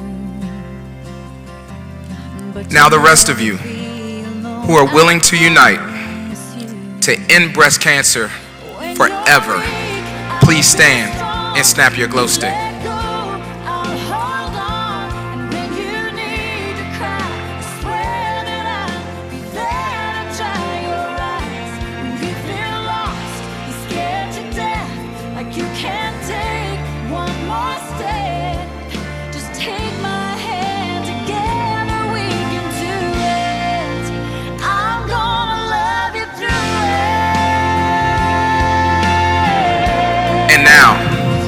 I ask you to please join me in celebrating our breast cancer survivors.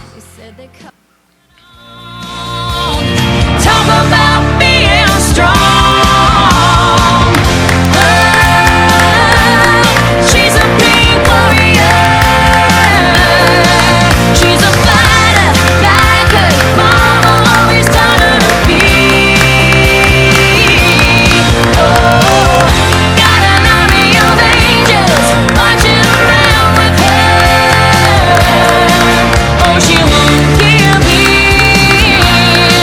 Yeah, she's gonna win. She's a big warrior.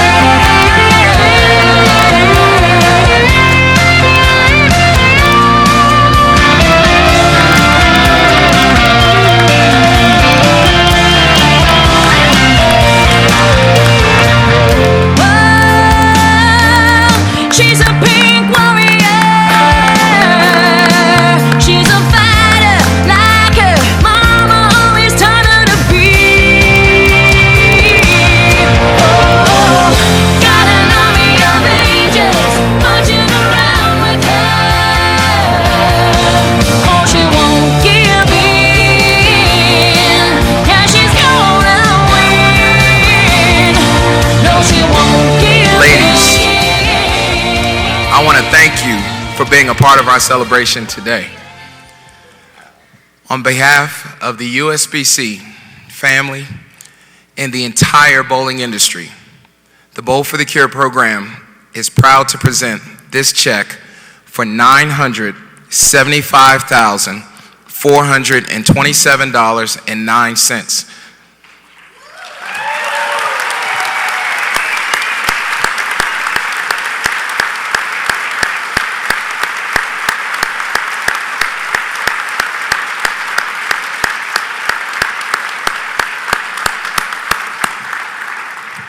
Ladies and gentlemen, we are so close to our goal.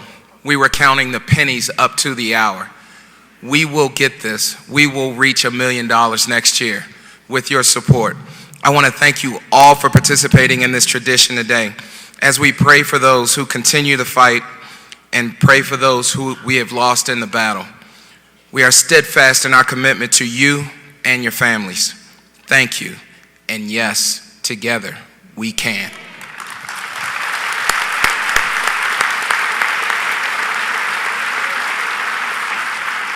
Hi, I'm Chris Barnes, and thanks USBC for providing the certifications and specifications that keeps our playing fields level. Together we can. We are the members of the Ohio State USBC WTBA, and together we can. Hi, I'm Tom Martino from Majestic Lanes in New Jersey, and I'm a member of the Middlesex County Bowling Association. I'm also the incoming president of BPAA. Together we can.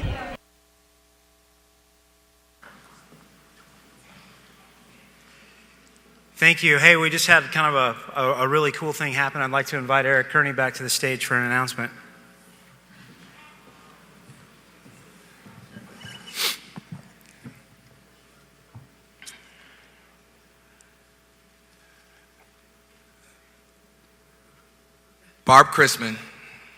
Libby Fletcher just informed me that Barb Chrisman and Storm Bowling Products have just donated $25,000 to the Bowl for the Cure program. We have hit $1 million.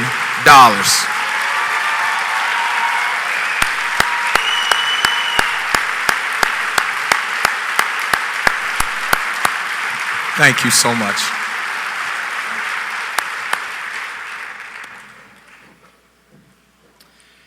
Thank you, Eric. USBC is very proud of our partnership with Komen for the Cure. This year, we would like to share with you a series of industry updates. As you hopefully know, since the creation of the International Bowling Campus in 2009, the industry is working together more closely than ever. For an update on the Bowling Proprietors Association of America, please join me in welcoming USBC Director and President of BPAA, Kathy DeSocio.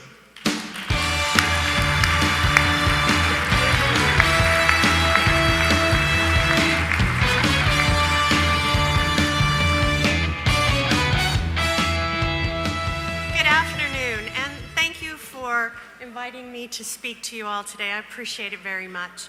But first, what I'd like to do is show you a video that we have come up with that shows some of the good, wonderful, positive vibes that most of us have when we think of bowling. So could you roll the video?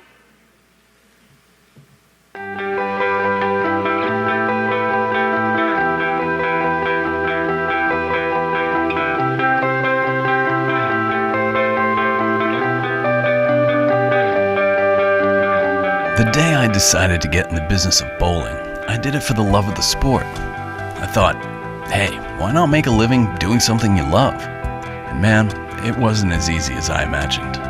The hours, the cost, the upkeep, heck, the economy. But as I look back on a decision that changed my life forever, I'm filled with a sense of pride in the friendships that I've made, the lives I've touched, and the moments and memories I've been a part of. Time with great friends, moments of joy, first-timers, and all the timers, people escaping the stress of work and home, family bonding that just doesn't happen elsewhere, spontaneous outbursts of friendship, celebrations that will be long remembered, supporting our neighbors in need, and good folks who aren't afraid of a fight. Happiness for all ages. All of these things fill my heart and have left a permanent mark on me. Years ago, I bought a building, some maple and pine, balls, pins, and machines to keep it all moving. But what I got from the deal was far greater than the sum of the parts. It's a feeling that is hard to describe, a passion for a sport and its people. And what I've been able to share with others has been priceless. So while I got into the business for the love of bowling, I've stayed in it for the love of the memories and moments it has given back to me.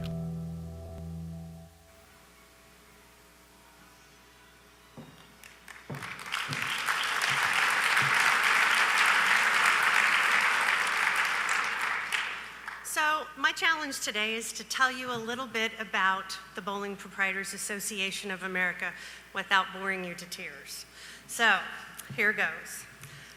The reason that most of us bowl is pretty obvious. We do it for the friendship and we do it for the fun. We do it for the memories and we do it for the competition. But what I want you guys to think about is this. I want you to take a moment, close your eyes, and think about your local bowling center. Now think about if you could make that bowling center a perfect bowling center.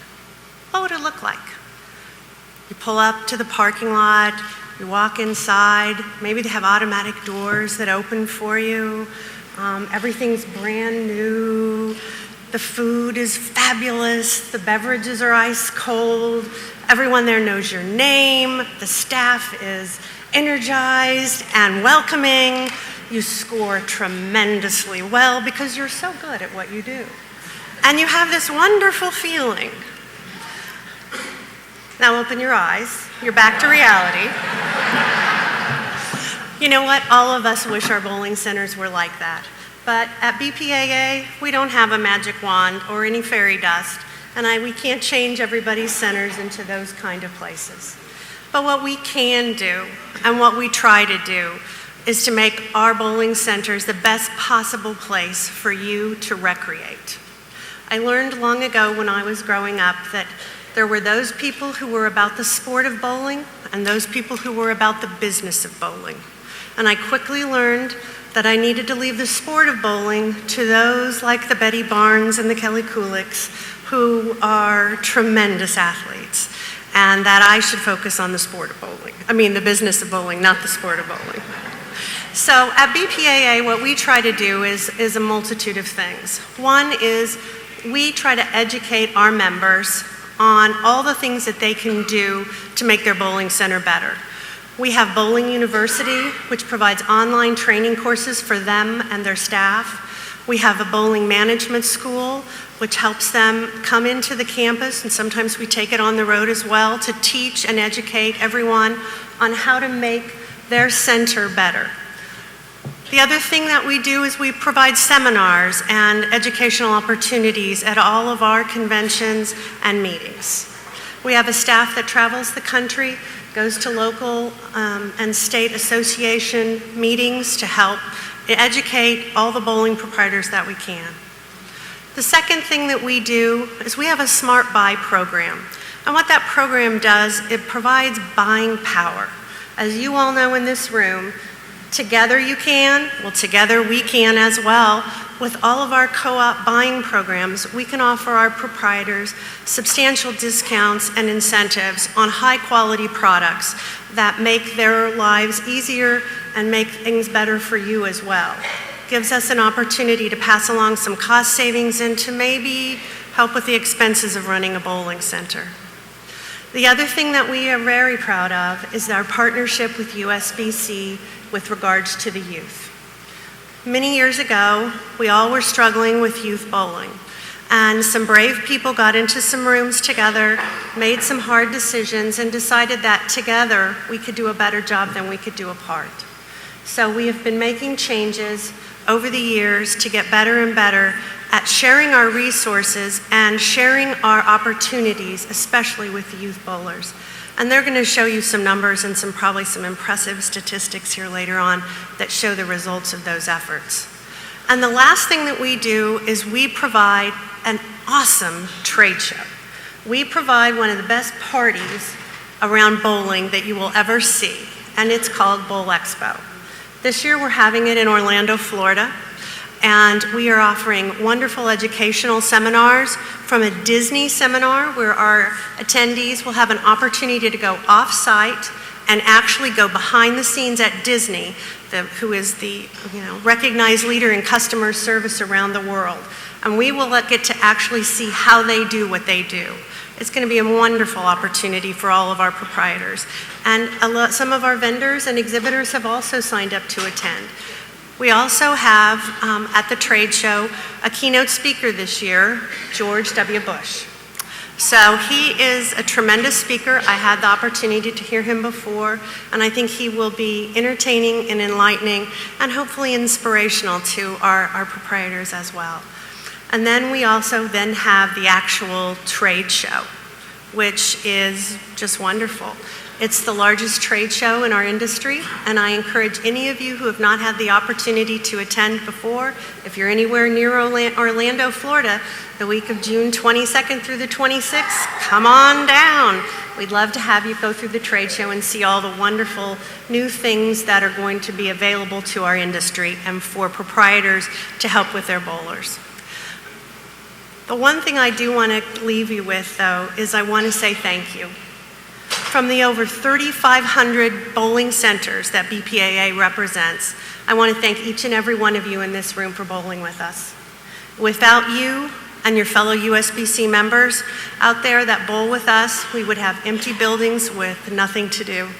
And so we appreciate you, we thank you, and we want to continue working together in a partnership so that we can all be successful in the future. Thank you very much.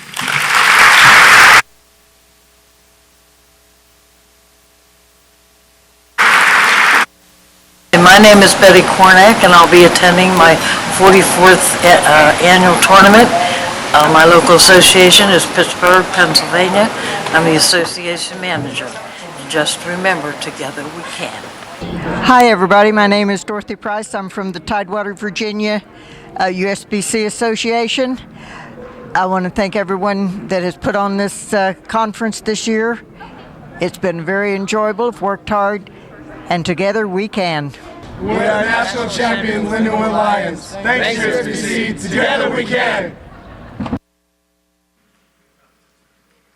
Hey, thanks, Kathy, and all the folks in the video. Oh, wait, I got something on my tie. Together.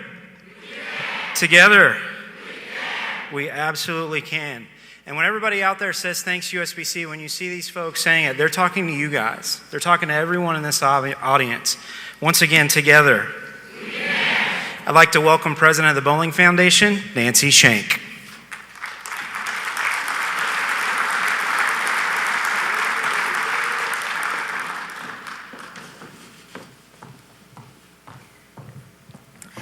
Good afternoon. I would like to thank Andrew and the board for letting me speak with you today. My name is Nancy Shank, and I am currently serving as the Bowling Foundation president. I don't think many of you have heard of us or truly know what the foundation does. So let me give you a brief update on who we are, what we do, and how you can help. We are one of bowling's best kept secrets, working behind the scenes to just plain and simple grow bowling. The Bowling Foundation is a 501c charitable organization in partnership with the BPAA and USBC. The mission of the organization is simple: to provide education programs that encourage a healthy, active lifestyle while building confidence and teaching the values of sportsmanship, teamwork, and perseverance through the sport of bowling. The foundation has been around for almost 20 years and has gone through many versions trying to figure out how to best serve the industry. We have gone from being a youth education foundation to being a bowling-themed United Way of sorts when we once housed Susan G. Komen, BVL, and the Hall of Fame, to back to what we are today, which is just performing one thing and trying to do that one thing well. As stated in our mission, our goal is simple: to grow the sport of bowling, and particularly youth bowling. Since 2006, the Bowling Foundation has delivered over 30,000 bowler ed curriculums to schools and organizations, has helped over 750 BPAA member centers to deliver the Bowler's Ed program or support in-school bowling in their communities. The Bowling Foundation has awarded over $50,000 worth of Bowler's Ed equipment to schools, organizations, and groups who fulfill our mission.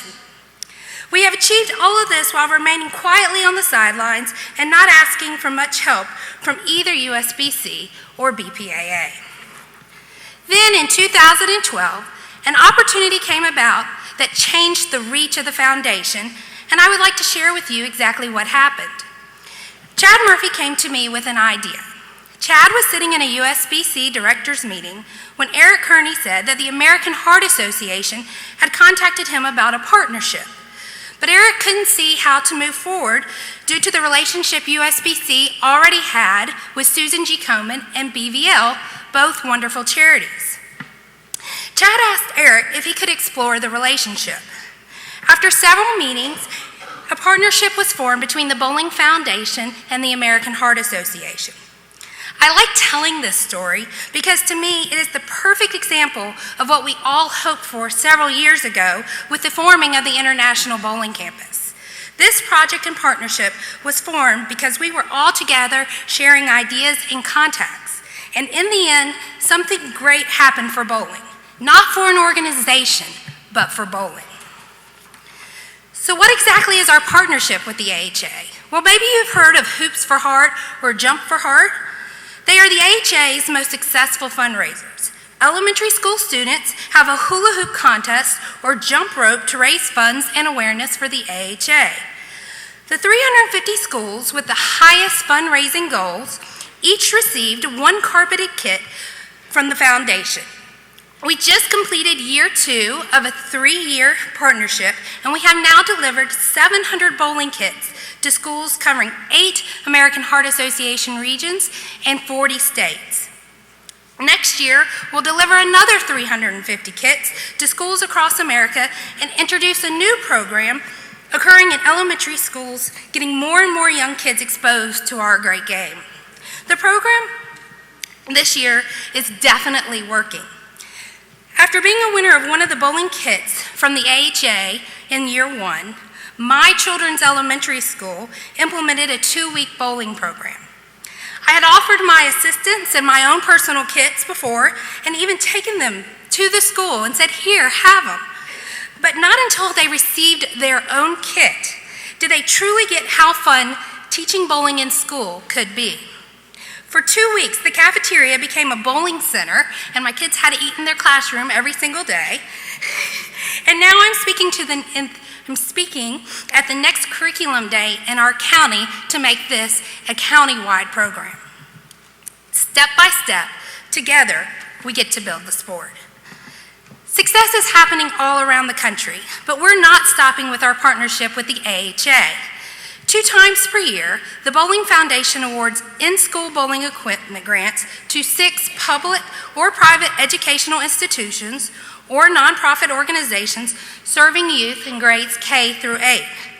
Each winner receives 6 carpeted bowling lanes, rubberized bowling balls and pins, plus instructional DVDs to assist coaches and teachers how to introduce and instruct the game of bowling. In the past 6 months, the Bowling Foundation has hired a grant writer. Our goal is to partner with other national nonprofits to continue to deliver bowling kits to kids across the country through organizations who will fund the carpeted kits to schools and organizations. Now, this is where we could really use your help. Don't worry, I'm not asking for money, although I'll take it. Right? Who ever turns down money? Whether you realize it or not, you, the USBC, local and state associations, have something that bowling centers can't compete with. You have nonprofit status. Ever see a flyer come home in your children's book bag for a soccer league or for a lacrosse league and wonder why your local center hasn't tried to do the same? Well, they have, and they can't. You, with your nonprofit status, can get us into schools. Schools can't quite say no quite easily to your associations. Please contact us and let us help connect you, your school, your association, and the Bowlers Ed program. Here are additional ways the foundation needs your help. Do you sit on a local board or an education foundation? Let us know. Organizations like to see boots on the ground implementing projects they fund through their grants, and having an inside connection always helps.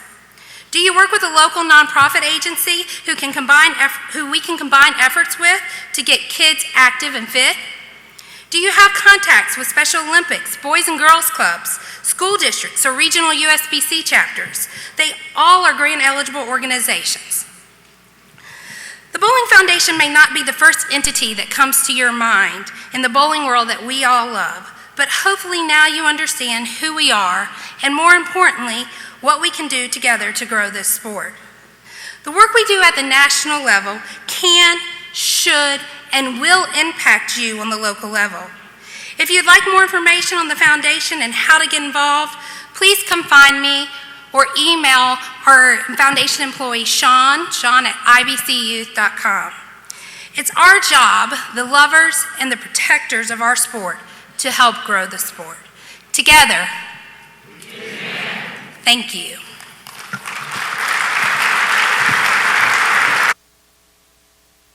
Hello, I'm Missy Parkin, 2011 USBC Queens Champion.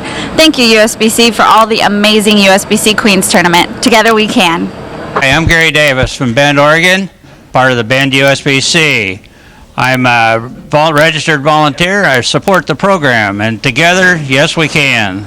I'm Eric Almirola, driver of the 43 GoBowling.com Ford Fusion, and I guarantee you, together we can.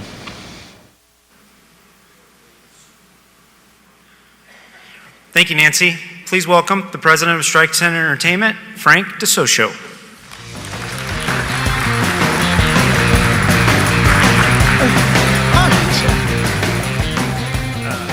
Officers and board members and the delegates of the United States Bowling Congress, I thank you very much for the time that you're going to give me here to speak for a few minutes. And you saw Eric Almirola, who you'll see a video a little later, was at our campus and spoke to the whole entire campus, and we had a little pizza outing and asked him some questions.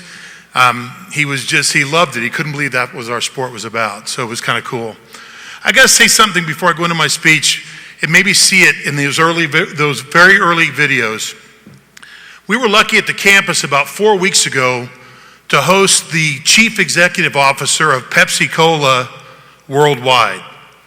And when he came in, we talked and had a meeting over how to sell more Pepsi, of course, but more importantly, we got him back into the training center, and he saw the research area. And to watch Neil Strimmel and Rod Ross describe Earl to him and how excited he was to see it, as was Eric Almirola, as delegates, even though I don't work for USBC and I'm not on anybody's payroll, as delegates, you should be damn proud, because those people were impressed. And these are people that touch people all over the world every day. So I just wanted to say that when I watched it, I had to. So I'll go into my speech, and I thank you again for letting me be here. You know, we touch about 4 things at Strike 10 to work with the industry. That's research, public relations, sponsorship, and then our GoBowling.com race. But under public relations, we've had a great year. I don't know how many of you have seen it, but we had 6 minutes and 38 seconds of this great looking little gal, Natalie, on live on TV bowling with Michael Strahan. And it was phenomenal. And they had fun, and they dressed the whole setup. We built the lane with the help of the Laspina family out on the stage. It was great.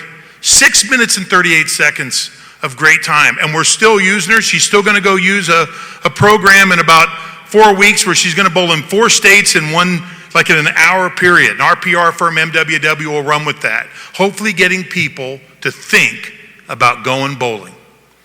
Another program we have that we're running, as it comes up on the screen, came out of a call about 4 months ago. This is your Junior Team USA team. So when they were all together, we took some great creative pictures. So now when we see a gathering of any youth activity at the highest level of competition, our MWW team runs in and gives these pictures, works with them, sends them out. We have individual shots and team shots. Another way of showing our great sport to the world. On the next thing we're working on, yes, the date's wrong. I got him yesterday. But over the next couple weeks, we've got to remember it's Mother's Day. So on Mother's Day, we're going to highlight 3 professional mothers that are bowlers. DeAndre Aspati, Linda Barnes, and Leanne. And yes, that's the wrong day for Mother's Day. I'm sorry, I can't change that, so I had to I already got called out on it. But the funny thing is, now this won't be a national program, this will be regionally driven. And here's the thing. So they're gonna go and we'll work with all the local networks in those areas that talk about working mothers that are professional athletes that have kids. Just another way of getting out there and getting our sport out in front of people with public relations. Under research, we've done a number of research projects over the last few months working with Jason Overstreet. Oh, go back, I'm sorry, there we go. This is a program that we've been running for 9 years. We partnered with it early on. It still happens today. We had it in New York. And in New York, we sold out the event. And bottom line was we raised a lot of money for the children's care. But what's great was, not everybody will like this, is that about halfway into our event, we get a call and Jerry Jones sends over his grandkids to bowl with our people. And so we found a spot for them, put in, they bowled for about an hour and then left. But their mother came up and said, what a great event bowling is. And I said, and unbelievable, our campus, we can overlook your stadium. And those are just the little things that we continually do to introduce people to this great sport. Under research, we continually do research with, and Karen got to, one of your board members, Karen, got to come, but to sit and watch these focus groups of your members of your local, and why they bowl and why they don't bowl, or why they become a member and why they don't. Or maybe the ones that drop and don't bowl anymore, all out of your membership, will help us as a campus to give better membership and how do we grow our business. We have to grow our business. And when I mean business, I mean the league bowling business.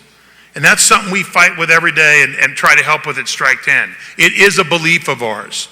And so with this, our research this year, we'll probably take a year off. We'll come back next year. But we work with your team, with Jason Overstreet and Tremond and your staff to see what next to help bring better products to this great industry to help us grow our sport. We do work with sponsorship with Steve Wunderlich and also with Jason. We worked with you on TNN marketing. Those are the videos. Yes, I think Gary's in the office, is in the building, but we'll work with you on the TNN where you learn how to bowl better, take tips. We also work with the Marathon Group, which is a group that is, believe it or not, if you've ever tried to fix your car in the last 3 or 4 years, it's almost as much as fixing it when it's been wrecked. And it's a great company, #1 in the channel. And then with this new one we brought to Jason is Direct Energy, which helps you lower your energy bills for your members. Just trying to help enhance the member benefits program for your members. And finally for us, we put on something, we took some heat at Strike 10, there's no doubt, but we're trying to expose more people to this great sport. So we had a game called, we did a race called the GoBowling.com 400 in Pennsylvania. 485 bowling centers in a 200-mile heat bloom around the city of Long Pond. We floored almost 900 league bowlers that then had a chance to come to the game. We got to walk around and talk to people there and introduce them to our sport. We touched 9,000 kids. 9,000 kids came and bowled, spent time with us. We gave them Bowlopolis programs. And also in the bowling centers, somebody won a cup, drank a Pepsi, pulled off a tab, and got to start the race. So before I conclude, I want to say I'm going to run a video for you. It's about 4 minutes long and I want to be done on time. But I want to conclude before the video and say this. 13 years ago, I'm not sure anybody thought Strike 10 would still be here. I really don't. But with the help of people like Joyce Deitch, Roger Dalkin, Roseanne Kuhn, that sat on our board when we came out in 2000 and said, let's fix this. Let's make this happen. Let's work together. It's great stuff, and I'm glad that I've been able to be at the helm for this long, whatever time that is. And I'll be around for a day or two if you want to come and pick on me or talk to me. I'm here. I love this great sport. Got the Bowl Nationals with Bill Crispin 3 months ago, and it's always a thrill. So I'm going to say thank you, but I'm going to turn on the video, and I look forward to seeing everybody afterwards. So run the video. Drivers, start your engine! The partnership between bowling and NASCAR revved up in a big way this year. GoBowling.com's title sponsorship of the NASCAR race at Pocono had everybody talking, with more than 900 media placements nationwide, amounting to over 740 million impressions. GoBowling.com 400 at Pocono Raceway. We'll be right back. It began months before the event when the King, Richard Petty, debuted the GoBowling.com car at Bowl Expo in Las Vegas. The number 43 that he made so famous, now a legendary part of bowling as well. I think that those race fans are bowlers, okay, or would like to be bowlers or would love to be bowlers. So again, if we can get the race fans to go bowling and the bowling fans to come see the races, we've done a good job. Long lines for autographs and photos continued in Scranton, Pennsylvania, as NASCAR driver Ricky Stenhouse Jr. took to the lanes with PBA Hall of Famer Parker Bone III. Now we're on track. If you walk around the concourse of any bowling center, they know who their favorite NASCAR driver is or their favorite number. But most of them also know who their favorite professional bowler is along the way.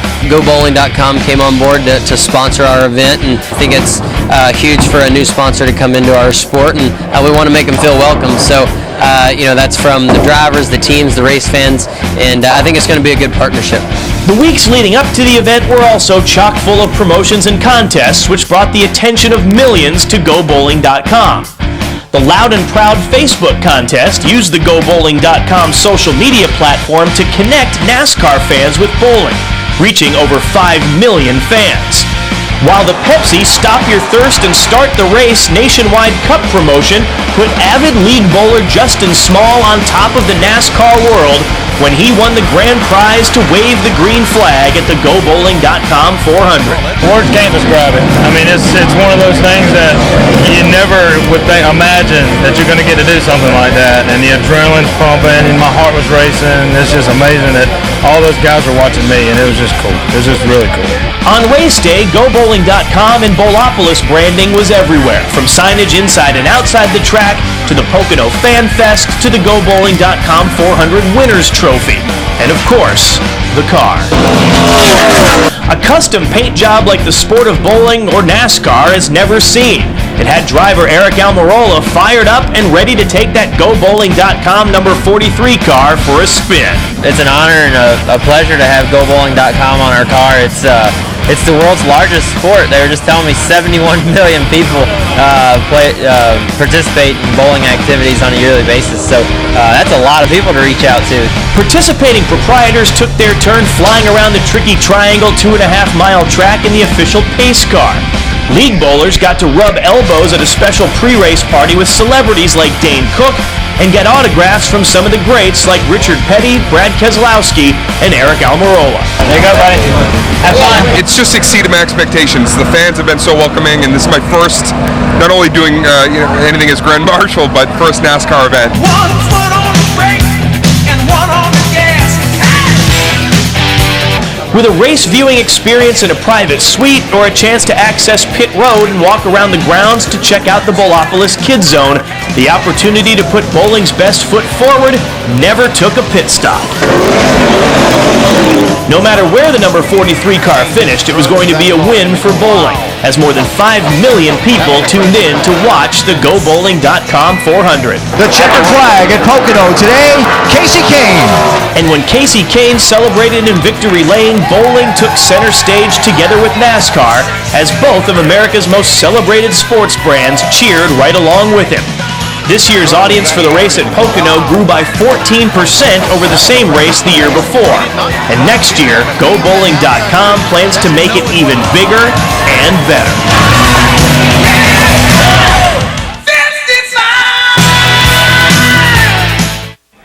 Hi, I'm Bill Chrisman. My wife and I own Storm Products. We're big supporters of USBC, and together we can.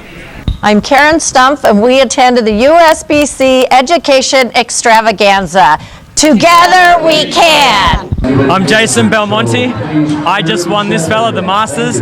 Thank you, USBC, for all that you do to push bowling forward. Together we can. And I just want to say this. Sir, you said you were going to get done on time. No, listen, that video, another thing to be very proud of, that video was done entirely in-house by your marketing staff under Jason Overstreet, Matt Lawson. Totally done in-house by your staff. Okay, you can stay. Together we can. Thanks, Frank. Please welcome the Commissioner of the Professional Bowlers Association, Tom Clark.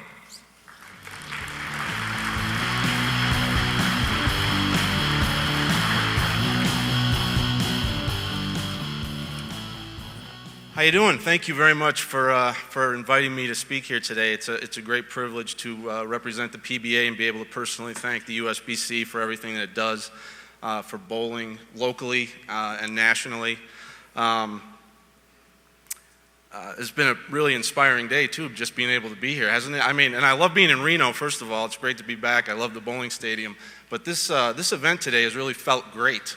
So thank you for the chance to be here and just to experience it. Thank you also for running these great tournaments that are here this year, the USBC Open Championships and the Women's Championships. They're incredible events. And I just, this year I saw one of the great, I got the chance, and hopefully you did too, to see one of the greatest things that I've had a chance to witness in bowling. And I was home in Milwaukee, but I was watching on Bowl TV when Bob Hart, who's a PBA bowler, when Bob Hart passed the 100,000 pin mark at the USBC Open. And yeah, thanks. You can clap for Bob Hart. It was unbelievable. And to be able to see that live, and it illustrates what's great about our game and the lifetime sport, that it is. And I did see Bob last night. He was eating dinner, and he said that he figured the next 100,000 were going to be a little bit tougher. But I don't know, the way equipment's been progressing, I think he's got a chance. There's a possibility. I actually bowl tonight I'm on the Bowlers Journal team, and we're bowling tonight. And I noticed that in our team event, I noticed that the all events lead right now is 22-73 by Anthony Lacaze. And I figured by about the third frame tonight, I'll be mathematically eliminated from that. But if not already, mathematically eliminated from it. Real fast, at the PBA, we take it very seriously, our role in this industry. And I think that in its essence, our role is to identify and shed a light on the stars of the game, the greats, the icons. And that is what makes a sport go. And the way that we do that is we try to have the best events in the world. We try to bring as much exposure to those events as possible to get as many people aware of greatness that exists in our game. This year we had 46 hours of national television, of PBA action. We had hundreds of hours of digital coverage on our Extra Frame online bowling online streaming service, and millions of impressions worldwide in the mainstream media and now in social media, which has become such a big part of what we do and what everybody does. This year coming up, starting in June, we have 10 more hours of coverage of PBA action from a PBA Summer Swing that'll be on the CBS Sports Network. And then starting in November, we're back on ESPN, the most powerful, largest sports channel in the world. And we're going to have another 36 hours of PBA coverage on ESPN starting November 30th on Sunday afternoons all the way through April. One of the greatest events on the PBA Tour schedule is the USBC Masters, which we do together, the USBC and the PBA. It was another amazing event this year. Together, the USBC and PBA worked out a great deal with a great host, Carolier Lanes in New Jersey. Thank you. Together, we promoted entries, we promoted ticket sales, both sold out extremely fast. Together, we worked on public relations and social media together with our respective staffs and the players themselves. Together, we staged the event so that it had a big-time feel, both on site all week and during the TV show. We did the television show together on ESPN that aired live. Hundreds of thousands of people, the chance to watch go after one of the great titles in bowling. And together we conducted the tournament, the lane maintenance, the rules, both staffs working together. It was really inspiring to see, and it culminated in a tremendous finish. And all week long together, we watched the greatest players in the world, as they always do, create great moments that we'll never forget. On Extra Frame, the night before the finals, when we were deciding who would make the show, who'd make the 5-man stepladder show, it came down to a shootout between 4 people, with the top 3 making the show. So one of the 4 would be eliminated. It came down, and that came down, after 3 games, it came down to the 10th frame. And it was between Dom Barrett from England and Jason Belmonte from Australia, which illustrates another incredible area of growth for our sport, that the PBA today has members from 27 countries, and that would be unheard of just a few years ago to think that was possible. But these 2 guys have been battling in majors. They both made the show at the Tournament of Champions. They both made Belmo almost made the World Championship show that Dom Barrett won earlier in the year. And they've been battling as pretty much 1-2 for the last few months on the PBA tour. And it came down to the 10th frame, and Dom Barrett needed a mark to shut out Belmonte. And he went right through the nose.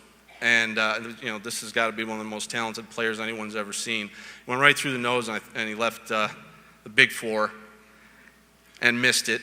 And Belmonte had the opportunity to get up and strike twice to make the show. And he did that. And you got to watch it live online or on your phone or anywhere because of this new technology that's going to move this sport forward.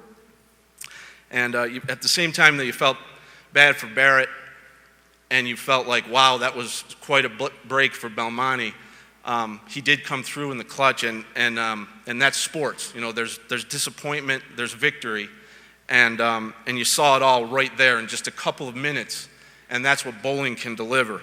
And of course, Belmonte then ran the table on television.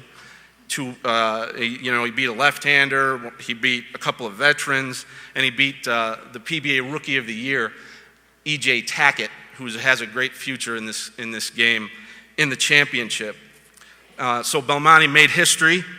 He won the Masters 2 years in a row, and this guy has made 9 out of 11 major championships. He's made the finals, which is really unheard of, especially today. It's an incredible thing, and as you all know, whether you even like it or not, he's doing it with a revolutionary style, and that style is inspiring kids all over the world to take an interest in bowling. And that's what the PBA is about, is inspiring people to take up bowling. Doug Kent is going to go in the Hall of Fame, and I know that he was inspired as a kid and when he was younger by Mark Roth. And that's the way this game continues to go on and on. And so together, the USBC and PBA, that's what we did this year, and it was amazing. It was a great event. Together, thank you very much. Thanks a lot.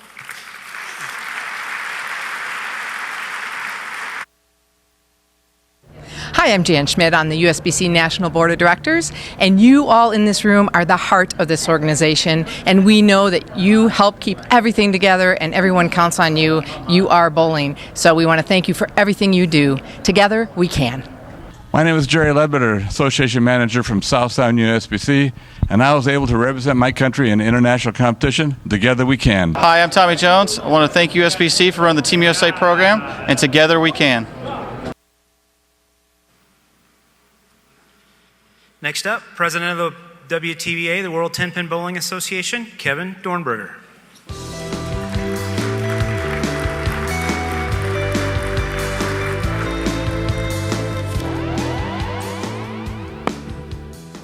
Good afternoon. Yeah, see, Eric already stole my thunder. So, Eric, wherever you're at, you owe me a beer tonight.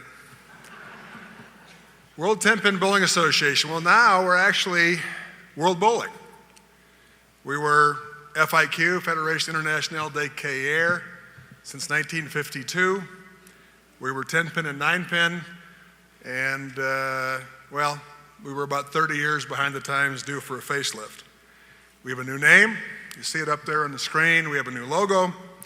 We have a new website. The website's in its infancy, worldbowling.org. It will get better. It's time for change. It's time for us to change. It was past time for us to change, and we're embarking on a significant change process. We are the globally recognized organization by the IOC for the sport of bowling. We have 127 members. We run world championships. We used to run one adult world championship every 2 years. Now we run one a year. We started a new senior championships, World Seniors, that runs once every other year. So we have 2 championships a year along with the youth. We have the World Tour, which didn't exist 5 years ago. We have 15 events on the World Tour this year, and some of the events are held in cooperation with our friends, the PBA, the BPAA, and yes, you, the USBC. As president of World Bowling, I have the privilege of attending sport meetings that involve many, many sports. You obtain a wonderful perspective when you go to these meetings. The biggest one is Sport Accord. I was there 2 weeks ago in Turkey with your president, Andrew Komen. And there's about 90 sports as members of Sport Accord recognized by the IOC.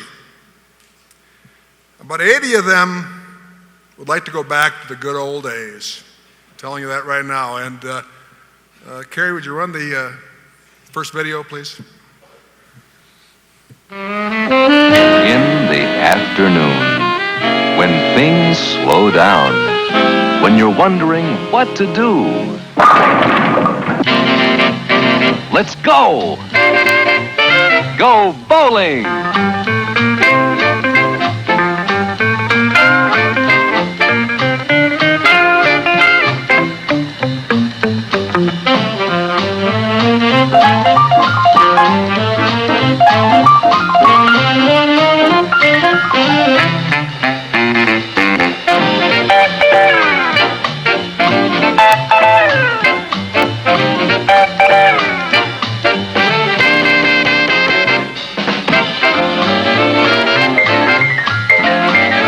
Nothing brings people together or makes friends so fast as bowling. So call a friend. Bowl Brunswick tomorrow. Okay, now, good old days, right? I had bowled 4 years. It's a 1961 commercial. I was a bowler for 4 years at the time this commercial ran. Remember the theme of the commercial? When you're sitting around all afternoon, young people with nothing to do. Is that reality today? No, nope. I had to count up. This is my 26th convention. And a lot of the time, I hate to say it, and I've been on both sides, probably taken both sides of the argument, a lot of our time has been spent arguing about who did what when. Really, is that important? The enemy, your enemy, is not in this room. Your enemy is the competition that didn't exist at the time that commercial was run. Your enemy is the internet. Your enemy is video games. Your enemy is many, many, many, many more sports than there was in 1961. Your enemy is laziness. Your enemy is a lot of things. And 5, 10 years from now, your enemy will be a lot more things. The internet won't be the thing 10 years from now. I can't tell you what will be, but something else will. Trend of sport is, okay, we're getting a little dull, we're getting a little jaded, let's get more violent. Let's add a little drama, right? UFC, I mean, God, who can watch that? It tells you I'm old.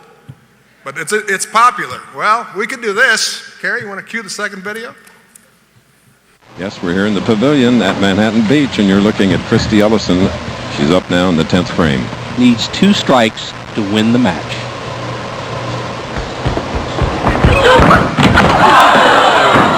Well, she has to be disappointed. Did not throw a good shot, and she ends up with a very difficult spare. Can you imagine that?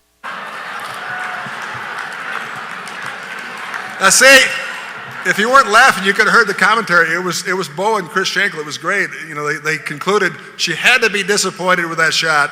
Now she's got a tough spare. True. You know, we don't need radical, but we do need change. Together, we need change. Yeah, I know. Everybody in this room has to find their common ground, the common ground for our sport. We have to find it, and the sooner the better. Now, I'll circle around to that in a minute.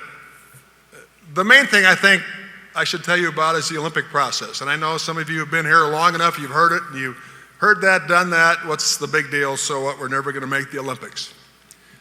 The good news is the Olympic process has now become a business-like process. I meet at least once a year, probably twice a year, with IOC, with their sports department. We talk in a very business-like and transparent manner about the good, the bad, and the ugly of our sport.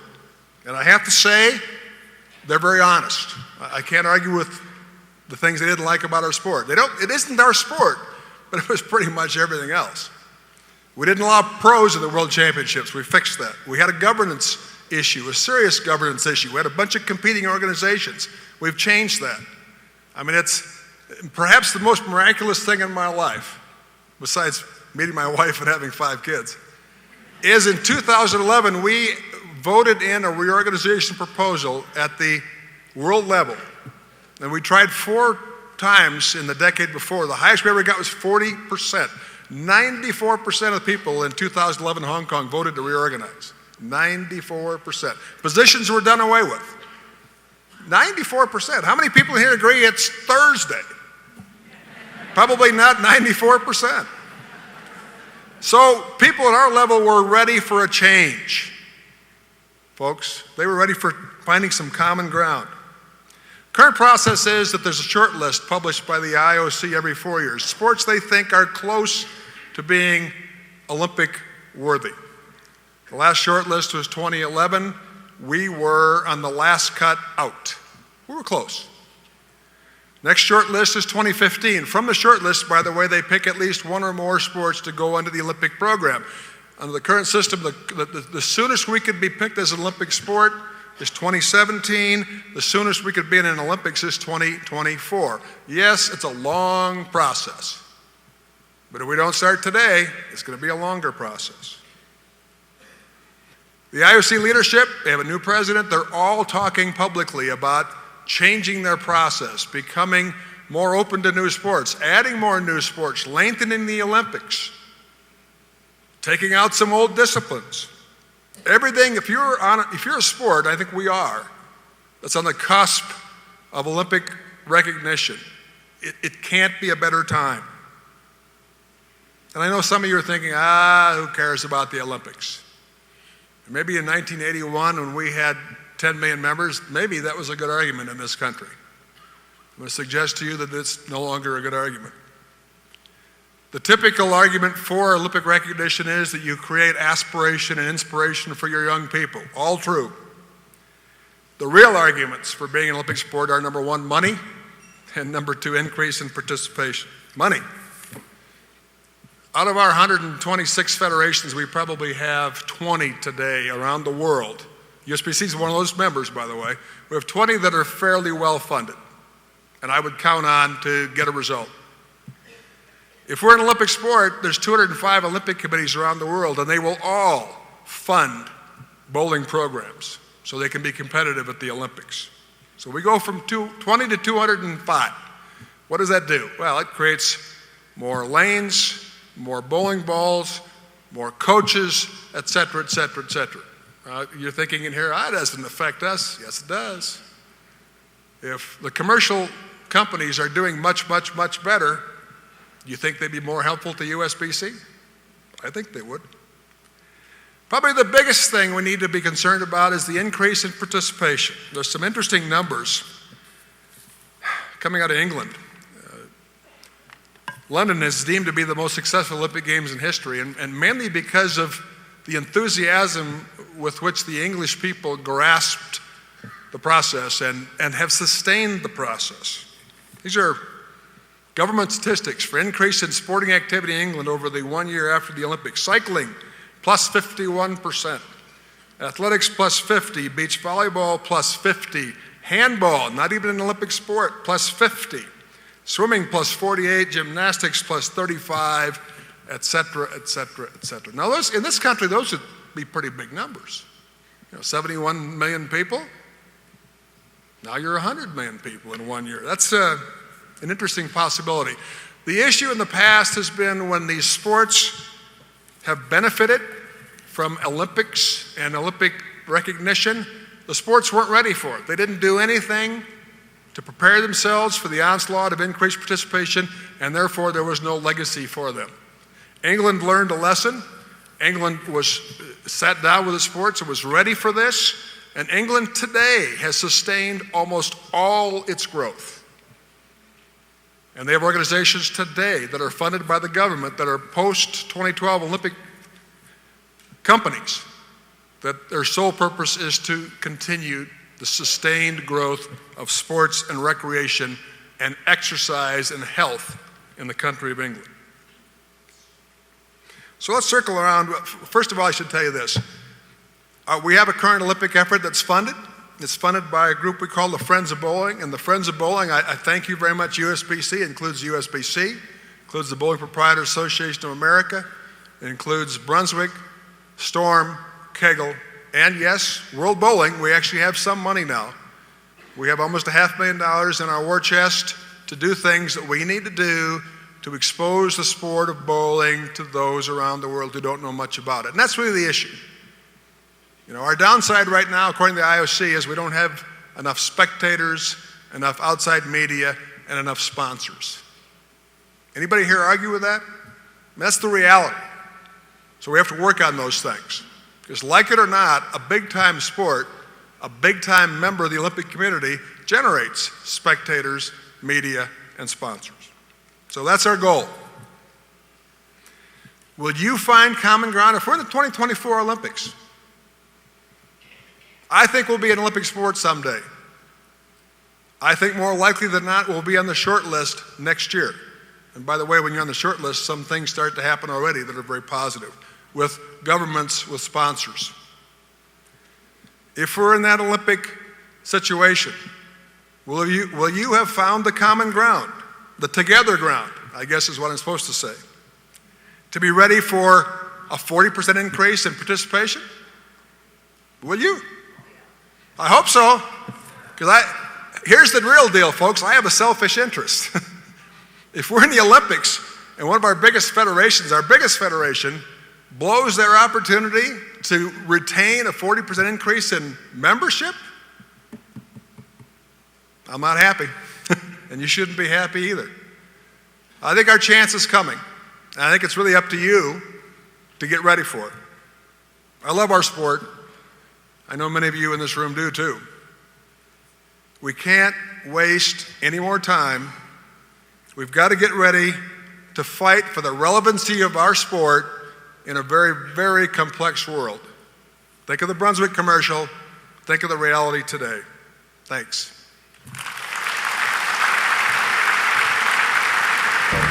Hi, and welcome to the USBC Annual Convention. I'm Tamara Adams, a member of the Board of Directors and a Hall of Famer. On behalf of the board and those of us who serve bowling, I want to thank those of you sitting out there for giving of your time and your talents and your energy. God bless and keep on, because together we can achieve anything. Hi, I'm Jeannie Nacarado from Tacoma, Washington, and I'm a Hall of Fame bowler, and together we can. Hi, I'm Pete Weber. Thanks, USBC, for the Hall of Fame. Together we can. On the subject of the Hall of Fame, please welcome Chairman of the Board of Trustees of the International Bowling Museum and Hall of Fame, Keith Hamilton.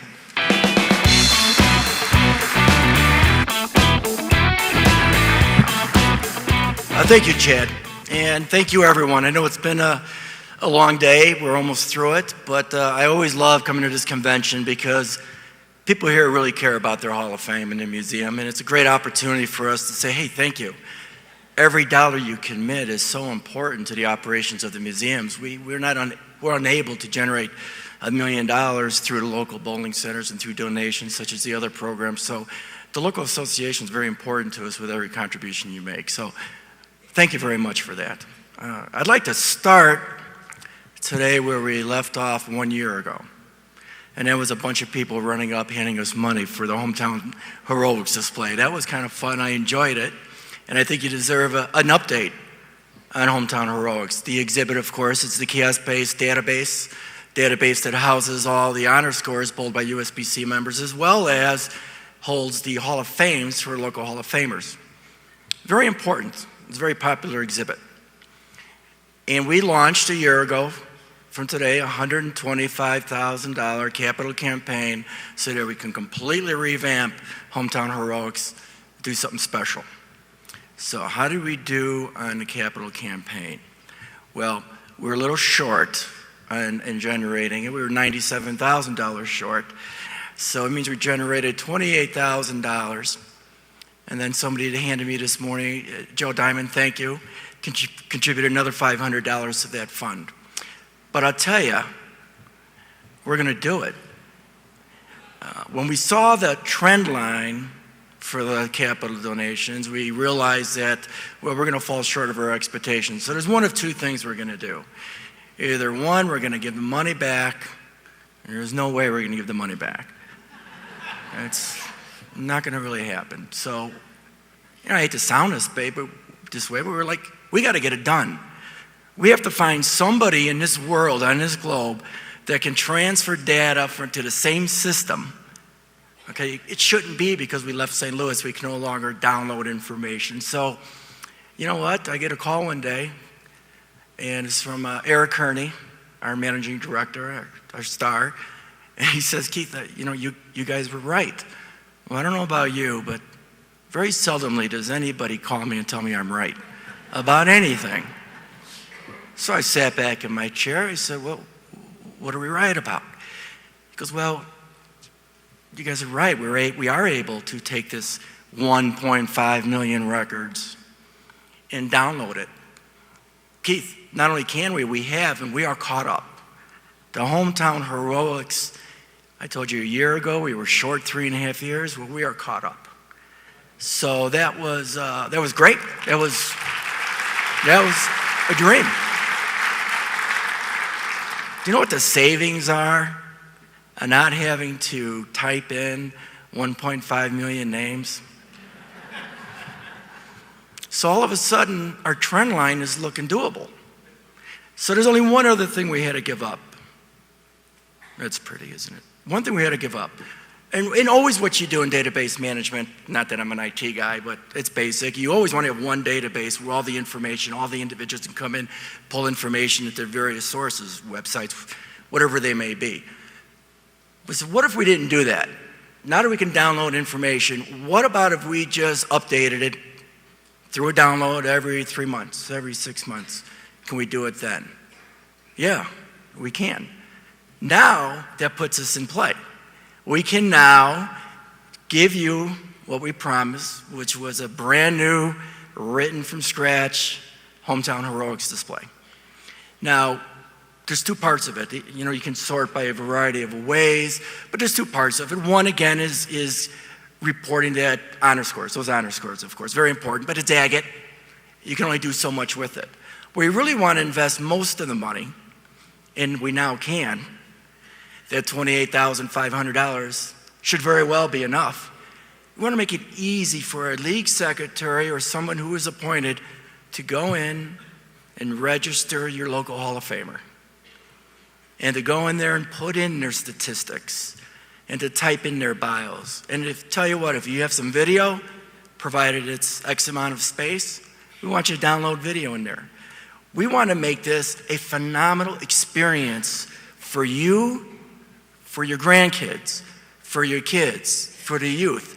We want people to aspire to this. We want people to see boy, you know what, I can achieve that. That's why local Hall of Famers is so important. It gives you sight, something to search for. Now, usually I like using Carol in these things. If I don't, she yells at me. But this is kind of what we're hoping it spits out. Career stats, bios, video. Very simple, but that's what we're working on. That's what you'll have through this portal. Of course, we'll have final say-so in the portal, of course. Not that anybody would put up anything bad, but maybe we'll help you along, nudge you away. But it is intended to be that seamless, and it is intended to be attractive. And of course, when you're on your site and you look at the Hall of Famers, you have an opportunity to print yourself a plaque. It's only $10. Or we'll send you one from the museum itself and embroider it, or we'll send you a plaque. And while you're there purchasing plaques, why don't you take a look at our gift shop, spare parts. So it's a complete experience, buying experience.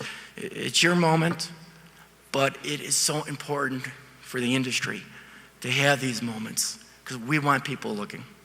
We want people noticing. So that's Hometown Heroics. I feel relieved in a way that we were able to figure this out. And I want it done in 3 months. Now, the smart thing to say is by next year we'll have it up and running, and we will. But I want it done in 3 months. So we're going back at it as soon as we get back. So now for some updates. The extravaganza.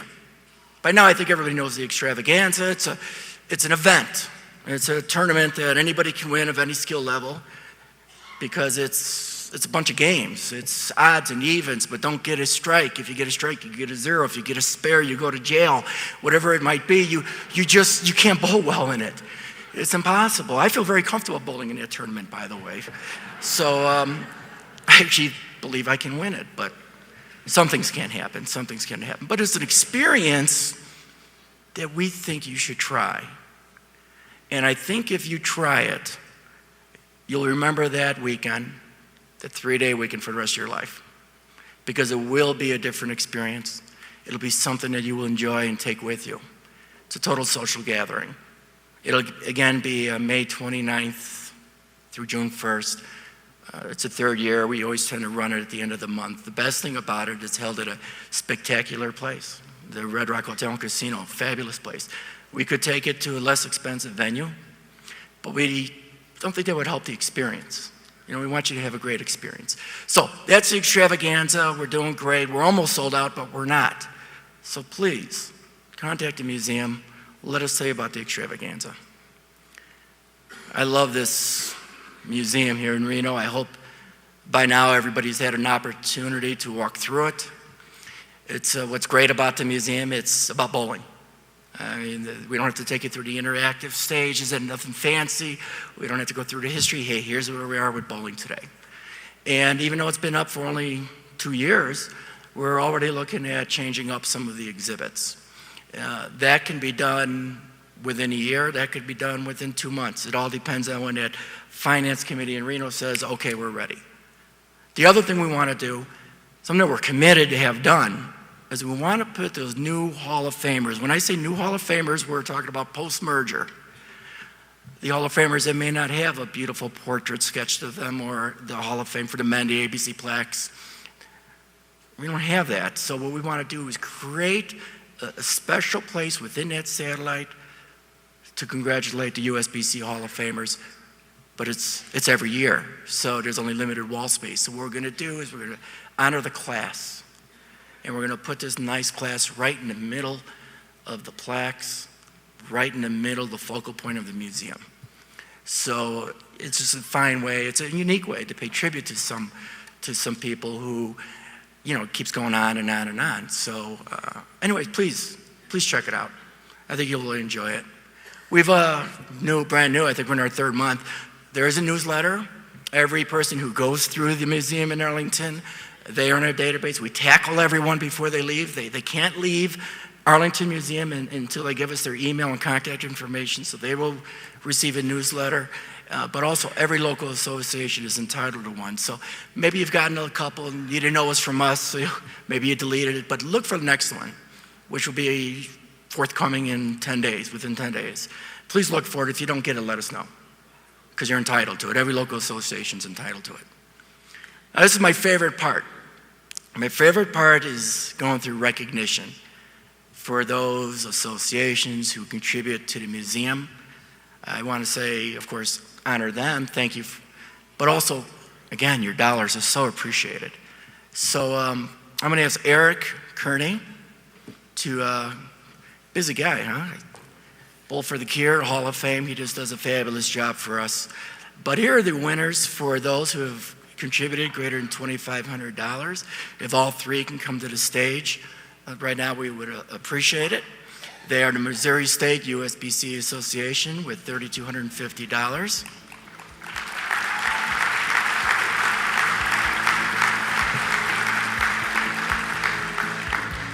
The Wisconsin State USBC Bowling Association with $2,600.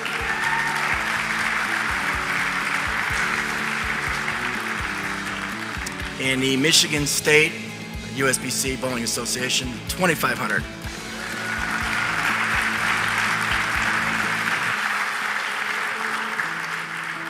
For those who have contributed greater than 50 cents per person on average, here we go, 6th year in a row, Byron USBC, Women's Bowling Association, Byron, Ohio. Thank you so much. 6 years. I don't know if she's here. Okay. And also from Greater Wichita Falls, USBC at 69 cents per member. Thank you very much for your contributions. Say hi to them for a minute.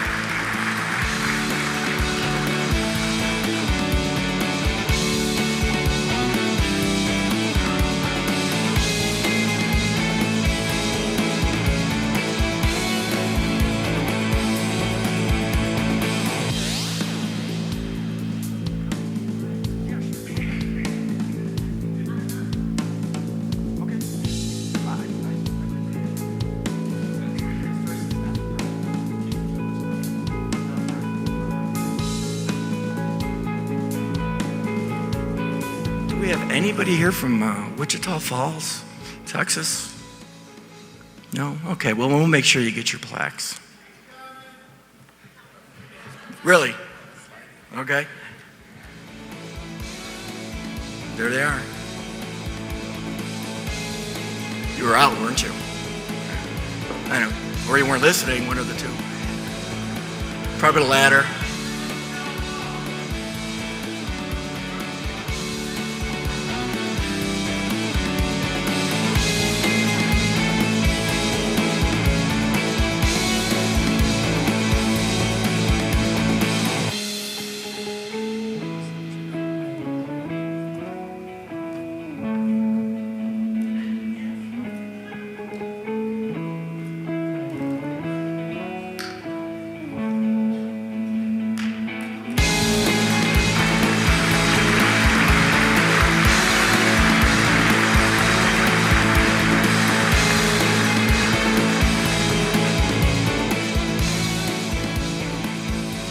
Thank you again.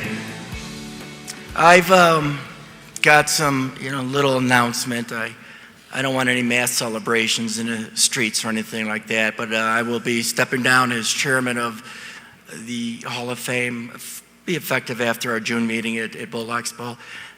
As you know, you've seen my face up here enough. You're probably tired of me, but serving in the vice president role, in the chairman role, president role, has really been probably one of the greatest things I've ever experienced. The opportunities that have been presented, that we've been able to, we hope, take advantage of, are lifelong memories. I can't think of a better thing in the world than to work on and to house those greats of the bowling industry, the bowling business, the sport of bowling, to be able to preserve and be in charge of preserving the artifacts and to protect the documents that are 100 and so years old.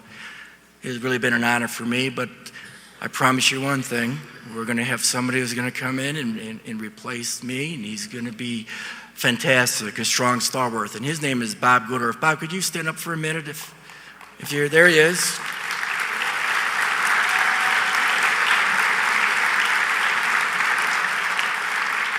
We're going for a younger crowd, so. But Bob is on the bowling center side and the business side of the industry. Bob's kind of a big deal, bigwig. He works for one of the largest, he owns part of the largest distributing company within the bowling business. But Bob is a guy who came on the board with me in 1996. He has served on many boards throughout the industry, and he's even won several awards because of people respect him, and people value what Bob has done for the business, and he'll continue to go on and do a great job. So before I head down, final time at USBC, are there any questions relating to the museum or Hall of Fame? No money? Nobody wants to come up here and donate any money this year? No? Barb Christman or anything? Okay. Just teasing, Barb. Thank you very much, and appreciate it. Hi, I'm Mark Roth, USBC Hall of Famer. I'd like to thank the USBC for what they do for the sport of bowling, and together, yes, we can. Hi, I'm Joe Laspina from Maple Family Centers, member of the Long Island USBC. My family owns 5 bowling centers. Proud USBC members, and together we can. Hi, I'm Eric Algansky here with the USBC Board of Directors. Just want to thank everyone for getting together and trying to support our youth bowling programs and everything going on together this week and throughout the current league season and moving forward. And in spirit of our USBC convention this week, together we can. Thanks, Keith. As you may know, our annual USBC Hall of Fame inductions will be held later tonight as we welcome our newest inductees. We have several Hall of Fame members in attendance with us today that we would like to recognize. Please hold your applause until the end, as we're fortunate to have many people to recognize. Please stand when I call your name. Tamara Adams. Glenn Allison. Betty Barnes. Parker Bone III. Lenny Borsch Jr. Sylvia Broyles. Pam Buckner. Gary Dereshevsky. Fran Deacon. Carolyn Doran Ballard. Bob Goyke. Elaine Hagan.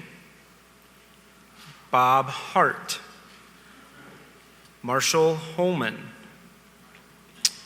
David Husted.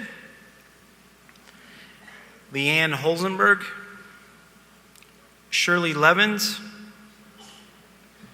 Mike McGrath. Hazel McCleary.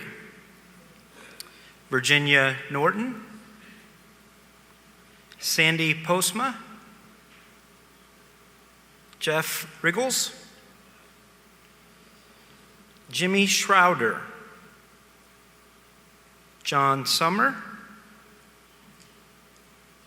Bill Spigner. And Les Sykes. Let's hear it for all these great members of the USBC Hall of Fame.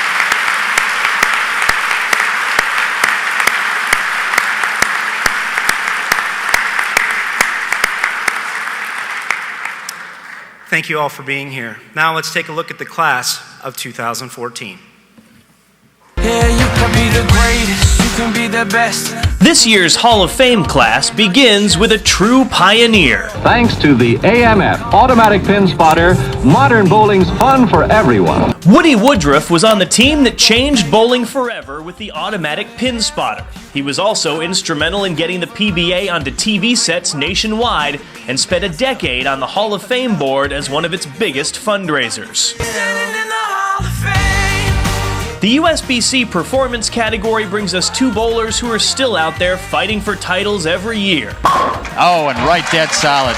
John Gaines was the U.S. Amateur Champion in 1997, the same year he won his first Eagle. More than 15 years later, John was part of a record-setting performance at the 2013 Open Championships, breaking the team mark with a 35-38. Yeah, baby. He holds 4 Eagles and a Pan Am Games gold medal for Team USA. Dale Traber also holds 4 Eagles, the first coming in 1999 in doubles. He added 2 team titles and a team all-events win in 2009. The same year he won his first major on the senior tour. There it is. Dale Traber is your 2011 USBC Senior Masters champion. Dale also holds the record for most PBA combined regional titles of all time, 51 of them, a mark he shares with Pete Weber. Doug Kent enters the USBC Hall of Fame in the Superior Performance category as the owner of 4 major titles. His first major victory, well earned. His first came in his very first PBA win at the 1991 USBC Masters. He won that event twice and added 2 PBA World Championships along the way. He's got it! Doug Kent wins his second major of the year! In all, Kent has won 10 PBA titles and was named Player of the Year in 2007. Steve Cook got his first win in 1979 and was a dominant player throughout the 80s. United States Open champion for the first time. Steve holds 15 PBA titles, 3 of them with doubles partner and brother-in-law Mike Albee. He won 3 majors, including the inaugural PBA Touring Players Championship to go with the Tournament of Champions and a US Open victory. Ladies and gentlemen, the 2014 class for the USBC Hall of Fame.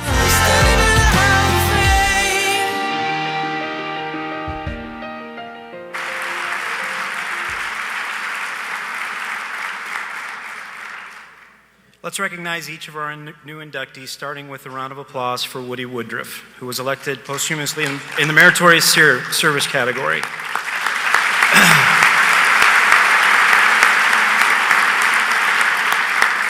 For the inductees in attendance, please come forward to the front of the stage.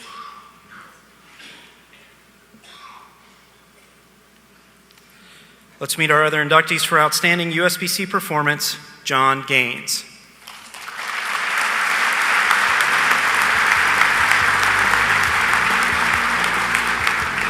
And Dale Traber.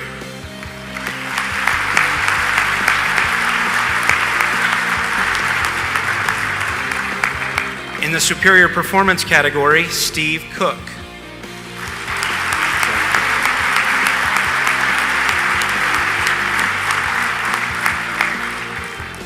And Doug Kent.